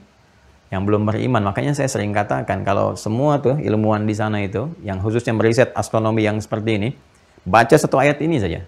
Quran surah 69 ayat 13 sampai 14. Demi Allah saya yakin kalau benar membacanya dengan hati yang jernih, ada hidayah di dalamnya. Ya, ada hidayah. Sangat luar biasa. Fa idza nufikha fis-suri nafkhatan wahidah. Ya, wadukkatil ardu wal jibalu, ya fadukkata dakkatan wahidah. Maka apa yang terjadi? Hantam semua. Ya, tadi kalau saya katakan gunung ini sekarang erupsi atau menerbangkan debu-debu vulkanik itu kan ke awan, ya. Kemudian kan beda antara terbang debu vulkanik dengan proses erupsi, dengan kemudian meletus dan sebagainya. Ini semua tercabut, pasak-pasak buminya itu, pasak-pasaknya kan gunung. Ya, wal jibala autada, kami kuatkan bumi itu dengan gunung-gunung, jadikan gunung sebagai pasak. Ya, dan silakan cek di geografi, di ilmu geografi atau di geologi misalnya. Silakan cek, bukankah fungsi gunung itu jadi pasak? Ya, pasak-pasak bumi untuk penguatnya itu. Itu Al-Quran menyampaikan itu secara ilmiah, nyata lagi. Nah, itu dicabut pasaknya semua. Kalau kita bikin tenda, kasih patok, cabut patoknya semua, kan runtuh tendanya. Nah, sekarang bumi, pasaknya dinaikkan semua. Yang tadinya meletus kan muncul gunung baru, pasak baru. Kan ini pasaknya udah nggak kuat. Hikmah Allah menjadikan itu meletus karena pasak ini sudah terlalu tua, lama, kan muncul yang baru nanti, anak-anak yang baru. Ya, bahkan nanti dari laharnya, dari hasil vulkanik macam-macamnya nanti ke tanah jadi bikin subur lagi, bikin nanti anak-anaknya, anak-anak gunung itu yang baru-baru, pasak-pasak baru, kuat lagi. Nah, ini nanti semua tercabut saat kejadian ini. Wadukkatil ardu wal jibalu fadukkata dakkatan wahidah. Jadi gunung pasaknya dicabut, dibenturkan dengan buminya sekalian, matahari dan bulannya dihancurkan, diadukan sekalian. Boom. Dan nggak jelas siang dengan malamnya, semuanya hancur. Fa idza bariqal basar wa khasafal qamar wa jumi'a syamsu wal qamar, yaqulul insanu yawma idzin ainal mafar. Mafar ada tasdidnya tuh. Ya, ainal mafar. Ada tasdidnya. Makanya bacanya juga bukan mafar. Awas. Ya, bukan mafar. Beda dengan ayat selanjutnya kallala wazar, gitu kan? Itu biasanya kallala wazar sampai situ. Tapi yang ini ainal mafar, mafar ada tasdidnya. Ya, yaqulul insanu yawma idzin ainal mafar. Ya, maka manusia yang beraktivitas, ingat insan itu menunjuk pada aktivitas totalitas manusia, aktivitasnya secara total. Masih ingat ya yang saya sampaikan dulu, tolong di-review ya. Mohon sekali. Makanya kalau saya sampaikan setiap katanya dilihat, diperhatikan karena akan ada berkelanjutan. Ya, ini bukan kata-kata biasa yang kita sampaikan, tidak. Jadi ada petunjuk dari ayat, dari hadis, dari kita urutkan akan terbawa terus.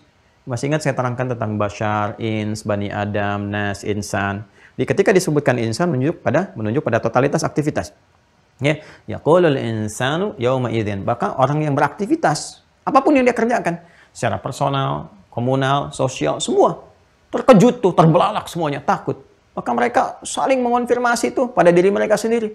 Kemana kita harus berlari nih? Kemana tempat berlindung? Ainal mafar. Ya, ini kita baca pakai tajwid aja itu sudah memberikan getaran kepada jiwa. Karena kita merasakan suasana itu, kita bawa untuk dirasakan. Kalau mengalami situasi itu, Anda bisa nggak kebayang saat ada gempa tsunami besar itu, ya kan? Kan mencari perlindungan kan? Ya, mencari perlindungan itu baru peringatan. Bagaimana kalau kemudian terjadi yang sesungguhnya? Ainal mafar. Ya, kemana larinya gitu kan? Nah, maka pada saat itu di Quran surah ke-80 dikonfirmasi lagi. Quran surah ke-80 itu abasa ya. Coba lihat ayat 33 tuh. Ya, dan seterusnya. Ya, mengonfirmasi di tiupnya surah, mengonfirmasi yang Quran surah 69 ayat 13 sampai 14, ya, di Quran surah 80 abasa ayat dari ayat 33. Fa idza ja'atis shakhah. Kan? Maka jika tiupan pertama telah berlangsung itu. Boom, ditiup, boom, habis semua. Ya? Ada? Fa idza ja'atis shakhah. Ini kan semua kan bertanya, ainal mafar? Mafar itu asalnya dari farra yafirru. Farra yafirru. Farra itu berlari terbirit-birit. Ya, karena takutnya dengan sesuatu. Ya. Sifat keadaannya disebut dengan firar. Tempatnya, mencari tempatnya disebut dengan mafar namanya. Ya kan? Farra yafirru. Firar. Firar itu berlari dari sesuatu karena takut. Ya, makanya menghindari peperangan karena takut, desersi kalau dalam bahasa militer itu termasuk dosa besar. Dalam jihad misalnya tinggalkan karena takut. Ya, jadi desersi, meninggalkan instruksi dari komandan dan sebagainya, itu disebut al-firaru minaz zahfi. Ya, menghindar karena takut dari satu medan, ya, perjuangan dan sebagainya, itu firar minaz zahfi. Nah, ini ketakutan mencari tempat berlindung sampai bertanya ainal mafar, ya, sampai dilukiskan suasananya fa idza ja'atis shakhah, ketika tiupan pertama itu berlangsung, boom, semua hancur. Yauma yafirrul mar'u min akhi. Farra yafir. Pada saat itu setiap orang, setiap diri bahkan udah nggak kenal saudaranya lagi, takut dia lari. Ya, saya ilustrasikan lah kalau ada terjadi banjir besar kayak tsunami aja, kayak gempa, kayak macam-macam. Itu kan udah nggak inget kanan kiri. Ya, lari tuh. Lari. Ya kan? Ada sebagian jiwa yang masih ada empati, mengenal gitu kan. Masih merasakan. Udah, ada yang memeluk. Allah, kita doakan kan. Yang kemarin kita lihat bagaimana seorang anak memeluk ibunya, melindungi. Ya Allah, semoga Allah rahmati keduanya kan. Allah muliakan. Allah balas dengan kemuliaan-kemuliaan, kebaikan-kebaikan sepanjang dia beriman, ya, dan berkemuliaan. Kemudian ada ibu yang nutupin anaknya, si ibunya kena debu vulkanik dan sebagainya. Semoga Allah muliakan, ibu dimaksud, akan berikan kekuatan, ketabahan, kenyamanan, anaknya disehatkan, dan semua saudara-saudari kita, baik di Semeru, di Lumajang, dengan yang lain, semoga dilindungi. Ya, tetangga-tetangga kita semua juga diberikan empati yang baik, saling tolong-menolong, menghadirkan harmoni dalam kehidupan berbangsa, bernegara, jadi orang-orang baik, terjauh dari perselisihan, ya, situasi-situasi yang menghadirkan kegelisahan, kekacauan, pertentangan. Semoga semua disadarkan, merajut kembali tali kebaikan-kebaikan, ya. Ini balik. Tapi yang ini nggak akan ada kejadian seperti itu lagi. Ya, yang ini sudah selesai. Yauma yafirrul mar'u min akhihi wa ummihi wa abihi, ya, wa sahibatihi wa bani. Itu karena dahsyatnya hancur semua. Udah saling nggak kenal, lari sana sini, udah ini. Mau narik juga susah karena semuanya udah repot. Karena setiap tempat yang dipijak pun hancur juga, jadi udah kepikiran yang lain. Kalau yang sekarang kejadian, betapapun besarnya kita rasakan, masih bisa ada yang lari, ada yang ini, ada yang meluk, ada yang narik, ada yang begini. Ini mau tempat yang dipijak hancur, ini hancur. Semua udah nggak bisa perhatian kepada sekelilingnya. Ya, karena itu dikonfirmasi lagi kemudian di surah 22 Al-Hajj. Quran surah 22. Ayat kelima. Ayat 1 sampai 2. Ya, kita baca 1 sampai 2 dulu. Kalau ayat 5 proses kelahiran. Quran surah 22 Al-Hajj ayat 1 sampai 2. Saat benar-benar tiba waktunya, ini dahsyatnya Quran. Kalau sudah menunjuk kepada waktunya, kali ini kan kejadiannya nih. Kalau waktu kejadiannya tiba, sudah waktu, maka berubah namanya di sa'ah namanya. Sa'ah. Makanya sa'ah digunakan sekarang sebagai diksi yang menunjuk kepada perjalanan waktu. Bahasa Arab sekarang sa'ah terjemahkan dengan jam. Karena jam itu ada menitnya, detiknya, nah, waktu spesifik. Maka kalau tiba waktu spesifiknya ini terjadi, udah kacau semua yang dirasakan pada saat itu orang-orang yang mengalaminya. Kita berharap tidak, ya. Ya ayyuhan nasu taqu rabbakum inna zalzalatas saati syai'un 'azim. Ya ayuhan nas, semua manusia yang berkehidupan, ittaqu rabbakum. Kamu harus merasa takut. Ya, tingkatkan takwamu. Harus takut kamu dan ketentuan Allah kalau sudah tiba waktunya. Ya kan? Jadi disebutkan dengan takwa dulu. Kenapa? Karena takwa itu nanti akan menjadi perisai dari semua kegelisahan. Dunia obatnya takwa, kegelisahan obatnya takwa, kesulitan rezeki obatnya takwa. Ini kiamat juga perisainya takwa. Karena itu kalimatnya mengatakan ittaqu, tingkatkan takwa kepada Rabbmu. Tingkatkan takwamu kepada Rabbmu. Ya, dan dengan takwa itu ada perasaan takut. Kalau terjadi azab-azab menimpa, hukuman, takut kita. Takutnya yang disebut dengan khasyah. Hei kamu, takwalah, merasa takutlah kalau ini semua hadir ancaman-ancaman ini. Boleh jadi kamu ada di dalamnya. Berlindung sekarang dengan takwa supaya nggak mengalami itu. Kenapa? Inna zalzalatas saati, karena goncangan. Zalzal itu, teman-teman, zalzala yuzalzilu, sampai muncul surah Az-Zalzalah itu. Az-Zalzalah dikonfirmasi lagi kan di surah Az-Zalzalah itu. Ini satu kalimat dikonfirmasi dengan satu surah. Inna zalzalatas saati syai'un 'azim. Karena sungguh kalau tiba waktunya, harinya, menitnya, detiknya, jamnya terjadi itu syai'un 'azim, akan terjadi sesuatu yang dahsyat, yang besar gitu kan. Kemudian zilzal. Inna zalzala yuzalzilu. Ada surah Az-Zalzalah. Ya. Yuk kita lihat surahnya. Idza zulzilatil ardu zilzalaha, kan? Kalau zalzala sekali disebutkan itu meruntuhkan bangunan yang di atas begini, ya, hancur ke bawah. Ini ada bangunan begini, ya, disebutkan misalnya zalzalatil bunyan, ya, ini bangunan ini kena gempa hancur, maka ini yang di atas turun ke bawah. Tapi kalau kalimat zilzalnya disebutkan dua kali, baik dalam bentuk kata kerja ataupun kata benda, misalnya fi'il ataupun ism, itu menjadikan bangunan yang ini bukan hancur begini, tapi dari bawah naik ke atas, cabut semua. Jadi bukan runtuh ke bawah, tapi dari bawah naik ke atas, ngadu semua. Maka di surah Az-Zalzalah, perhatikan kalimatnya, dikonfirmasi Quran surah kedua-dua ayat 1 ini, Inna zalzalatas saati syai'un 'azim. Bila goncangan di waktu itu telah tiba, kan, maka akan dahsyat terjadinya. Bagaimana dahsyatnya? Idza zulzilatil ardu zilzalaha. Dua kali disebutkannya. Pertama, kata kerja dalam bentuk pasif, ya kan? Bentuknya pasif ya, ingat. Idza zulzila, kan, fi'il madhi majhul, idza zulzila. Kalau idza kata idza ketemu fi'il madhi, bentuknya berubah jadi present. Ya, kata idza bertemu dengan fi'il madhi, ya, past tense bentuknya, ya. Idza ketemu dengan past tense fi'il madhi, maka berubah jadi mudhari maknanya, secara makna. Ya, jadi present. Idza zulzilatil ardu, jika nanti kejadian ini nyata terjadi, ya, hancur bumi, zilzala, sehancur-hancurnya. Jadi saat terjadi goncangan ini, bukan runtuh yang di atas ke bawah, buminya tercabut ke atas, benturan semua. Bumi benturan sama gunung tadi. Ya, gunung dengan dikonfirmasi tadi, yang tadi di surah Al-Qiyamah itu, ya. Kemudian termasuk di Al-Haqqah, Al-Qiyamah, bulan dengan matahari, wajimnya syamsu wal qamar dihancurkan seperti ini. Ya, kemudian di Al-Haqqah ayat 14 itu, wadukatil ardu wal jibalu fadukkata dakkata wahidah, bumi dicabut semua, hancur seisi-isinya. Dengan gunungnya, dengan apanya, ngadu semua. Ya, wa akhrajatil ardu athqalaha, dikonfirmasi, maka semua yang ada di bumi pun keluar semua, tercabut. Wa qalal insanu ma laha. Nah, semua yang beraktivitas pakai insan lagi tuh. Ya, coba lihat kesesuaiannya. Di Al-Qiyamah insan, ya kan? Kemudian di sini kita temukan insan, ya. Wa qalal insanu ma laha. Ya, semua kemudian berkata, ini apa yang terjadi nih? Ainal mafar. Mereka mencari tempat tuh. Terus yauma yafirul mar'u min akhi, dan seterusnya.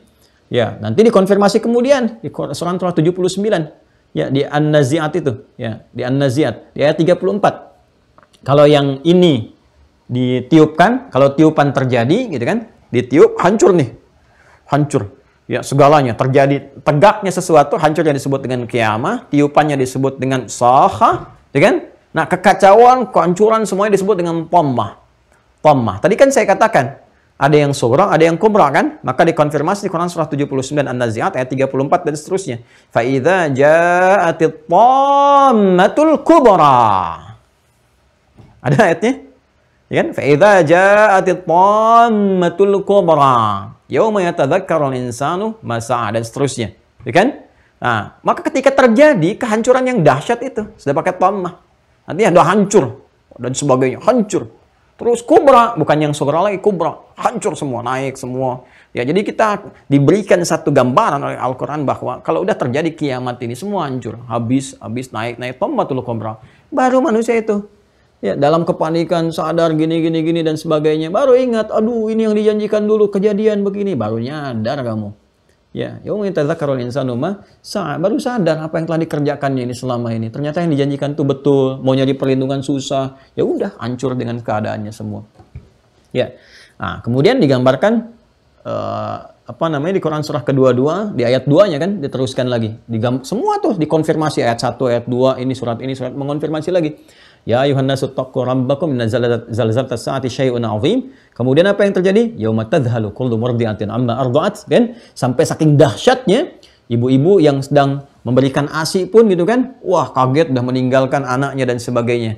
Wa tad'u kullu dzati hamlin hamlaha, gitu kan? Yauma tarawunahu, ya yauma tarawunaha, ketika ada yang menyaksikan itu, yauma tarawunaha, ketika orang-orang yang mengalami kiamat itu, dan insya Allah orang beriman beramal soleh itu nggak akan mengalami situasi itu. Tapi orang-orang yang menantang, bertanya selalu ayyana yaumul qiyamah, kapan kiamatnya kejadian, gini. Udah yang penting dunia aja, besok gimana nanti gitu kan.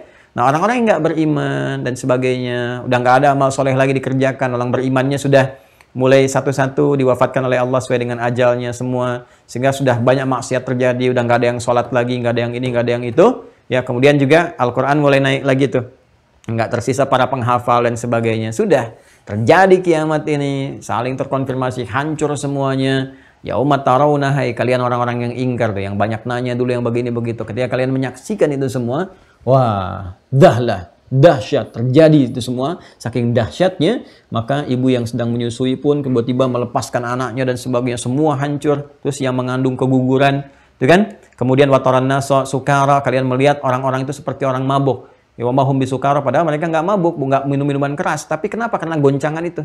Anda lihat nggak orang kena gempa itu, kalau ada di alam situasi gempa kan goyang-goyang begini kan? Ya, itu kan ilustrasi seperti orang mabuk kan? Itu diilustrasikan, ya kan? Seperti orang mabuk kan? Kena goyang, padahal dia kan nggak mabuk, tapi karena situasi gempa begitu. Nah ini gempanya lebih dahsyat lagi. Semua digoyangkan begini, jadi ombang-ambing begini begitu dan sebagainya. Kacau situasinya. Ya, maka disebut dengan hal-hal ahwal, situasinya ahwal, situasi besar. Situasi menghadirkan kekacauan, macam-macam, hancur semuanya. Istilahnya bisa macam-macam diterjemahkan ke dalam bahasa-bahasa di mana tempat menetap. Ada yang bilang Armageddon, ada yang bilang ini, bilang itu, huru-hara akhir zaman, gitu kan.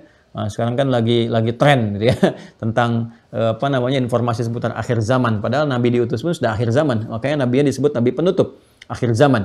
Ya, dan ketika Nabi masih berkehidupan bertugas pun kan sudah turun surah Al-Qamar.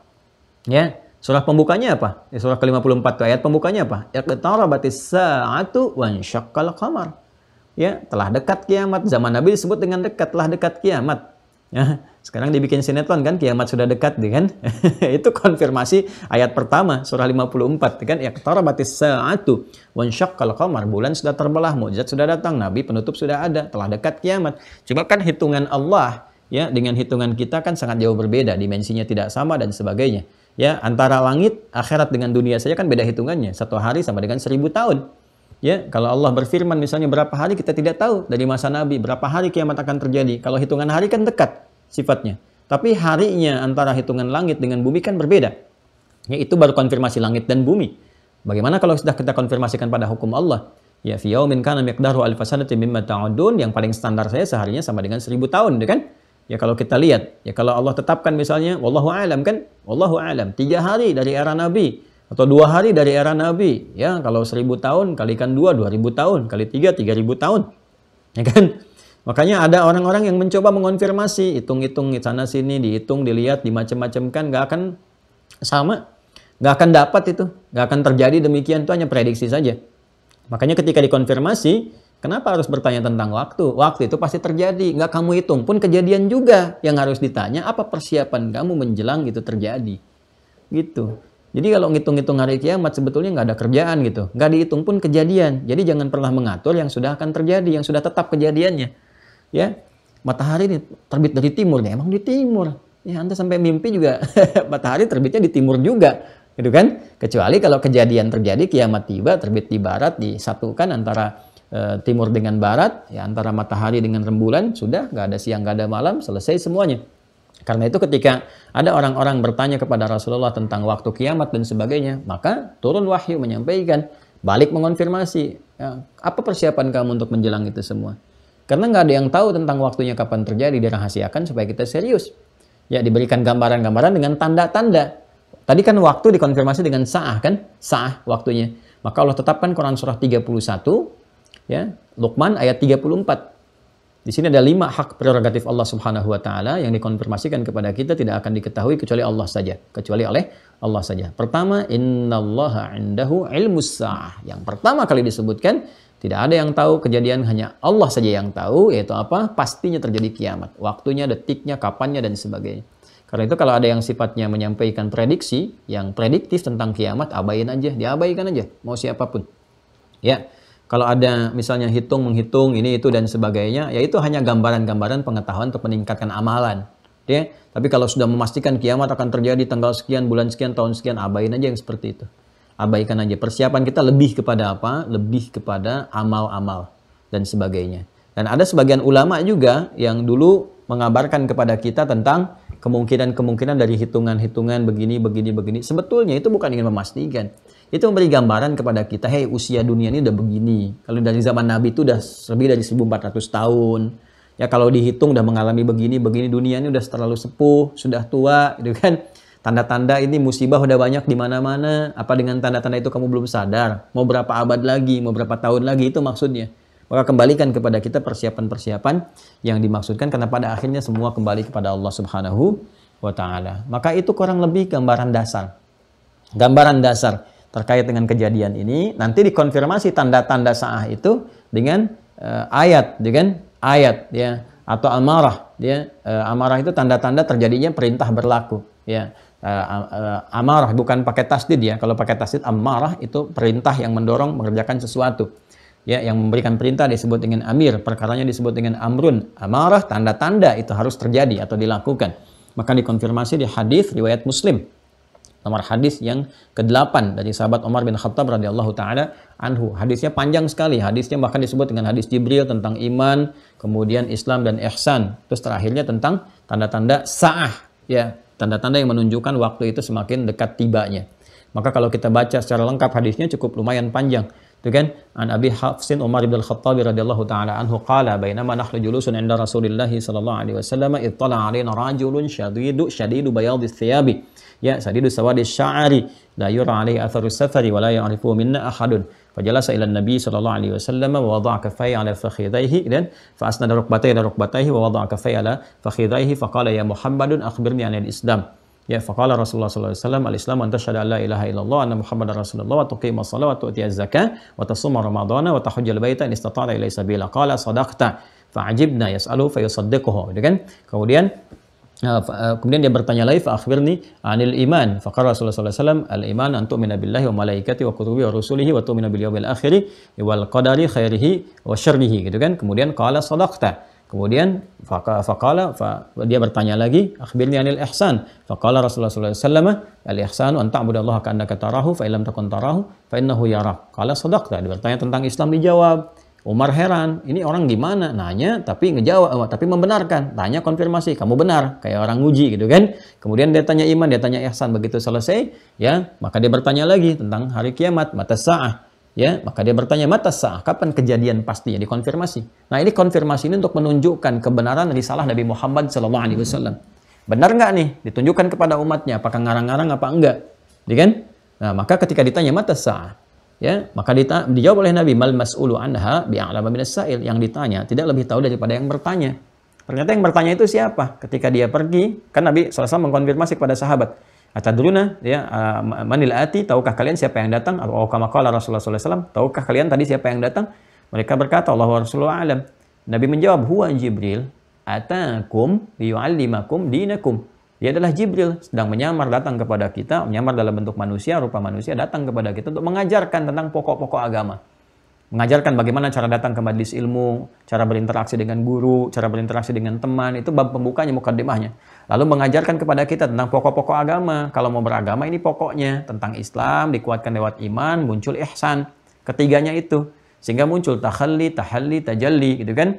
Ya, dengan berislam kita membersihkan yang kotor-kotor, berbuat yang baik-baik, kemudian berhias diri, tajalli menampakkan keindahan Islam. Itu gabungannya. Setelah itu pelihara itu, jaga itu sampai wafat atau tibanya peristiwa besar. Tentang kiamat itu, waktunya disebut sa'ah, dikonfirmasi mata sa'ah. Di Quran surah 31, Luqman ayat 34 kan jelas. Informasi tentang sa'ah itu kiamat yang tahu hanya Allah. Nggak ada yang tahu di makhluk. Ya, even tuh malaikat. Malaikat Jibril pun mengonfirmasi kepada Nabi Muhammad untuk menunjukkan ini Rasul yang benar. Ya kan? Gak mungkin ngarang-ngarang. Maka ketika ditanya ya Muhammad SAW kapan kiamat? Maka dijawab oleh Rasulullah, al-mas'ulu anha bi'a'lamu minas sa'il. Yang ditanya tidak lebih tahu daripada yang bertanya. Anda kan yang menurunkan wahyu. Anda lebih tahu dibandingkan dengan saya gitu kan. Maka bagaimana saya bisa tahu kalau nggak Anda infokan gitu kan? Maka benar dikonfirmasi. Nabi nggak ngarang-ngarang. Ini menunjukkan Nabi diutus membawa risalah, bukan mengkreasikan diri, menghadirkan pendapat-pendapat pribadi. Wa may yantiqu 'anil hawa in huwa illa wahyu yuha gitu kan. Nah, kemudian malaikat Jibril pun mengonfirmasi dirinya bahwa dia nggak tahu. Ya, mengonfirmasi dirinya, dia pun nggak tahu. Itu hanya hak Allah. Ketika diperintahkan terjadi ya terjadi, selesai semuanya. Ya, maka malaikat Jibril sampai bertanya, mengonfirmasi pada Rasulullah, sekaligus juga menetapkan bahwa ini kekasih Allah loh. Ya kan? Luar biasa, Habibullah. Sebagaimana Ibrahim Khalilullah, ini Habibullah.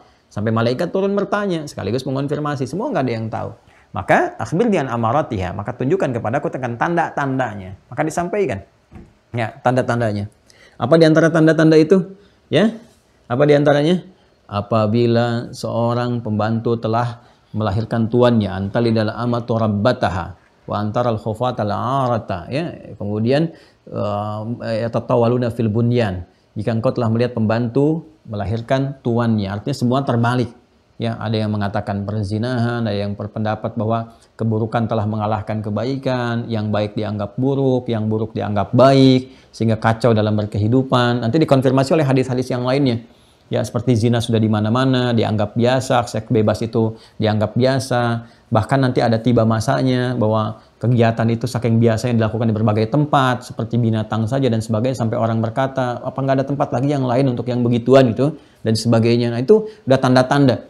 Alhamdulillah kita masih dilindungi, ya, masih kita mencoba membuat undang-undang anti perzinahan. Makanya kalau ada yang mencoba untuk menghadirkan legalisasi hal-hal yang dilarang, ya seperti perzinahan macam-macam yang mengundang banyak madarat dan musibah. Ingat, itu melahirkan musibah tuh. Ya, di antara virus-virus kan HIV dan sebagainya itu kan dari perilaku penyimpangan-penyimpangan demikian tuh. Makanya kita betul-betul harus ketat tuh, yang seperti itu kita tolak, kita jauhkan dan sebagainya. Ya, karena membuat kekacauan dalam kehidupan. Ya, kemudian wa antaral khufatal arata, engkau melihat orang yang bertelanjang dada gitu kan, dari anas, kemudian dia yang biasanya menggembala di manusia udah nggak pakai alas kaki dan sebagainya. Artinya banyak yang di kampung-kampung, yang jauh-jauh sekarang orientasinya sudah dunia, ya tatawaluna fil bunyan, sudah mulai ingin meninggikan bangunan, cari materi macam-macam. Artinya apa? Orang yang biasa tawadhu pun, yang baik-baik, yang sederhana, sekarang mulai kepikiran materi. Ya, mulai sekarang orientasinya sudah carilah materi. Mudah ke handphone, sudah ke ini, sudah ke itu, sudah ke gaya, sudah ke tampilan, sehingga lupa dengan ibadah. Ya kan? Yang dari jauh-jauh, yang tadinya padang pasir, kehidupan sederhana, sekarang di padang pasir dibikin istana, ya sudah naikin begini, begitu, sudah lomba-lomba, di sini menara tinggi, sini bikin tinggi lagi. Ya itu kan asalnya orang-orang dari daerah, ya Badawi gitu kan, dari kampung, dari macam-macam, ya dari nomaden sifatnya, padang pasir yang tadinya sederhana, udah berpikirnya sekarang tinggi-tinggi, sih lomba-lomba semua bangunan.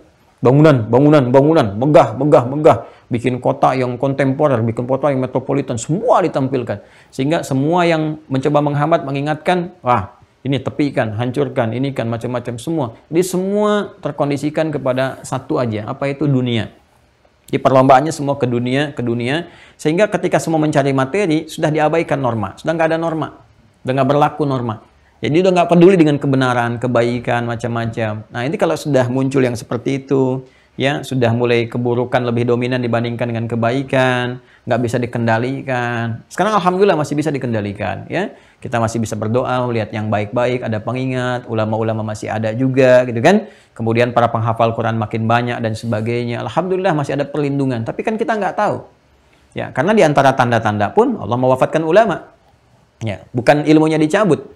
Ya, tapi dengan mewafatkan ulama, Jadi kalau Allah berkeinginan sudah hilang nih pendukung-pendukung keberagamaan, artinya kan kita belajar Quran mesti ada yang mengajarkan, ya, ada tafsir, ada macam-macam. Nanti bukan ilmunya dicabut, bukan tafsirnya dicabut, bukan ulumul Quran dicabut, ulama-ulama yang dicabut, meninggal sesuai ajal. Hati-hati ya, kalau ulama sudah meninggal itu hati-hati betul. Makanya dijaga. Kalau ada ulama-ulama itu jagain, jangan disakitin, tuh kan, dijagain. Jangan dibuat gelisah sampai pindah di tempat Anda sampai apa itu kalau udah nggak ada susah. Nyetak ulama tuh susah. Ya, kita punya 2 juta santri kurang lebih tuh. Yang sensus 2019 itu 2 juta santrinya. Berapa ribu pesantren, 100 ribu pesantren tuh. Coba cek dari sekian ribu pesantren berapa yang jadi ulama? Susah. Kalau di kampus-kampus itu jelas gitu kan. Masuk ke sini gelarnya S1, S2, S3. Anda mau nyari dokter banyak sekarang. Ya. Ada di kampus A, kampus B, saya nggak perlu sebutkan kampusnya gitu kan. Kalau mau nyari ahli pertanian ada. Arsitek banyak cetakannya. Udah jelas jadi begini. Ulama mau nyari di mana? Yang masuk pesantren belum tentu jadi ulama. Kampus-kampus Islam belum tentu mencetak ulama. Nggak susah. Ya susah sekali. Ada banyak pengorbanan yang harus dilalui. Ada banyak latihan. Kan ada banyak segala hal. Ada latihan spiritual, latihan intelektual, latihan fisik. Diuji semua itu. Harus melewati tuduhan, melewati kesulitan, melewati ini macam-macam. Ya, nggak mudah jadi ulama itu. Kemudian tingkat riyadhah ilmiah, riyadhah diniyah, ya, riyadhah jasadiyah, latihan-latihan pikirannya, ketajamannya membaca sesuatu, kehusyuannya sehingga muncul khasyah. Innama yakhshallahu min ibadihil ulama. Itu perpaduan antara 3 aspek. Fisik, kemudian akal, kemudian roh. Gitu. Ya, kalau cuman pintar saja banyak yang pintar. Bahkan ada yang hafal Quran dengan nomor, dengan peta, dengan ini, dengan macam-macam. Ya, orientalis juga ada yang begitu. Ya kan? Tapi kalau spiritualnya nggak bagus, maka ilmunya dipakai untuk keburukan. Ada yang demikian juga. Karena itu ada sifat khasyah. Khasyah dilatih lewat khusyuk. Khusyuk itu lewat ibadah. Sehingga dengan ibadah tertata. Nggak mungkin bicara fatwa yang sembarangan. Ada sifat takut kepada Allah yang tinggi. Nggak akan ada jualan fatwa. Ya, nggak akan ada saling mengecilkan, menjelekkan, begini, begitu. Tidak mengarahkan kepada doa, kepada kebenaran, konsisten pada kebaikan. Nah, jadi seperti ini yang kita harapkan. Jadi kalau ada yang seperti itu, ya sifat-sifatnya dijaga, didoakan, paling minimal didoakan. Didoakan supaya tetap konsisten pada keikhlasan, pada kebaikan. Kalau udah dicabut tuh susah nyarinya. Ya, jangan harap bisa tumbuh begini dengan cepat, tidak. Ya, belum tentu para penghafal Quran jadi ulama, belum tentu. Penghafal A, penghafal B belum tentu. Banyak yang hafal, tapi belum tentu bisa memahami hukum, keterkaitan dengan sifat-sifat wara dan sebagainya. Kita berdoa. Ya, alhamdulillah daerah-daerah kita tuh masih banyak ulama-ulama. Hormati mereka. Ya, di daerah-daerah, di desa-desa dan sebagainya itu Masya Allah yang tawadhu didoakan, dihormati, disayangi, dijaga dengan baik. Ya. Dan juga mensupport kehidupan kita. Ini kurang lebih teman-teman sekalian. Sampai ketika kejadian ini tuntas, selesai, maka ditiup kembali. Seperti yang sudah saya bacakan yang lalu. Ketika dibangkitkan, terjadi hisab. Ya, tolong untuk yang ini, lihat yang pertemuan kemarin kan. Makanya disebut dengan yaumul hisab. Ayatnya sudah saya bacakan. Dihisab satu-satu. Begitu dihisab, ditimbang amal, ditampakkan dulu. فَمَنْ يَعْمَلْ مِثْقَالَ ذَرَّةٍ خَيْرًا يَرَهُ وَمَنْ يَعْمَلْ مِثْقَالَ ذَرَّةٍ شَرًّا يَرَهُ. Nanti bersaksi dulu tuh. يَوْمَئِذٍ تُحَدِّثُ أَخْبَارَهَا بِأَنَّ رَبَّكَ أَوْحَى. Mereka bertanya, terus setiap tempat yang kita pijak bersaksi. Ini bersaksi nih. Ini juga, ini pulsanya bersaksi nanti nih. Ini zoomnya juga tayangan bersaksi. Jangan dikira tidak. Semua tempat yang dipijak mengonfirmasi. Termasuk kalau berbuat maksiat. Bicara penanya, bicara ini bicara. Aku dipakai maksiat sama dia. Pakai begini. Tampakkan. Nah, kita berlindung kepada Allah kan. Tutupi aib-aib kan. Jaga. Kalau udah berbuat salah, cukup dikoreksi diri. Jangan diungkap-ungkap ke media sosial. Aku dulu seorang begini. Aku dulu seorang begini. Allah udah tutup. Kenapa engkau buka? Kalau mau konfirmasi hal-hal yang kurang baik untuk tobat, datang ke orang saleh, minta bimbingan untuk tobat. Boleh menyampaikan, saya dulu Ustaz, begini pengen tobat, tolong. Tapi nggak usah dibuka sampai bangga dibikin status. Gini nggak usah, udah Allah udah tutup, kenapa engkau buka? Biar jadi hikmah aja. Nanti kalau kita biasa tutup dan tutup aib orang lain, kan? Nah, maka di akhirat kita akan dihisab oleh Allah secara tertutup.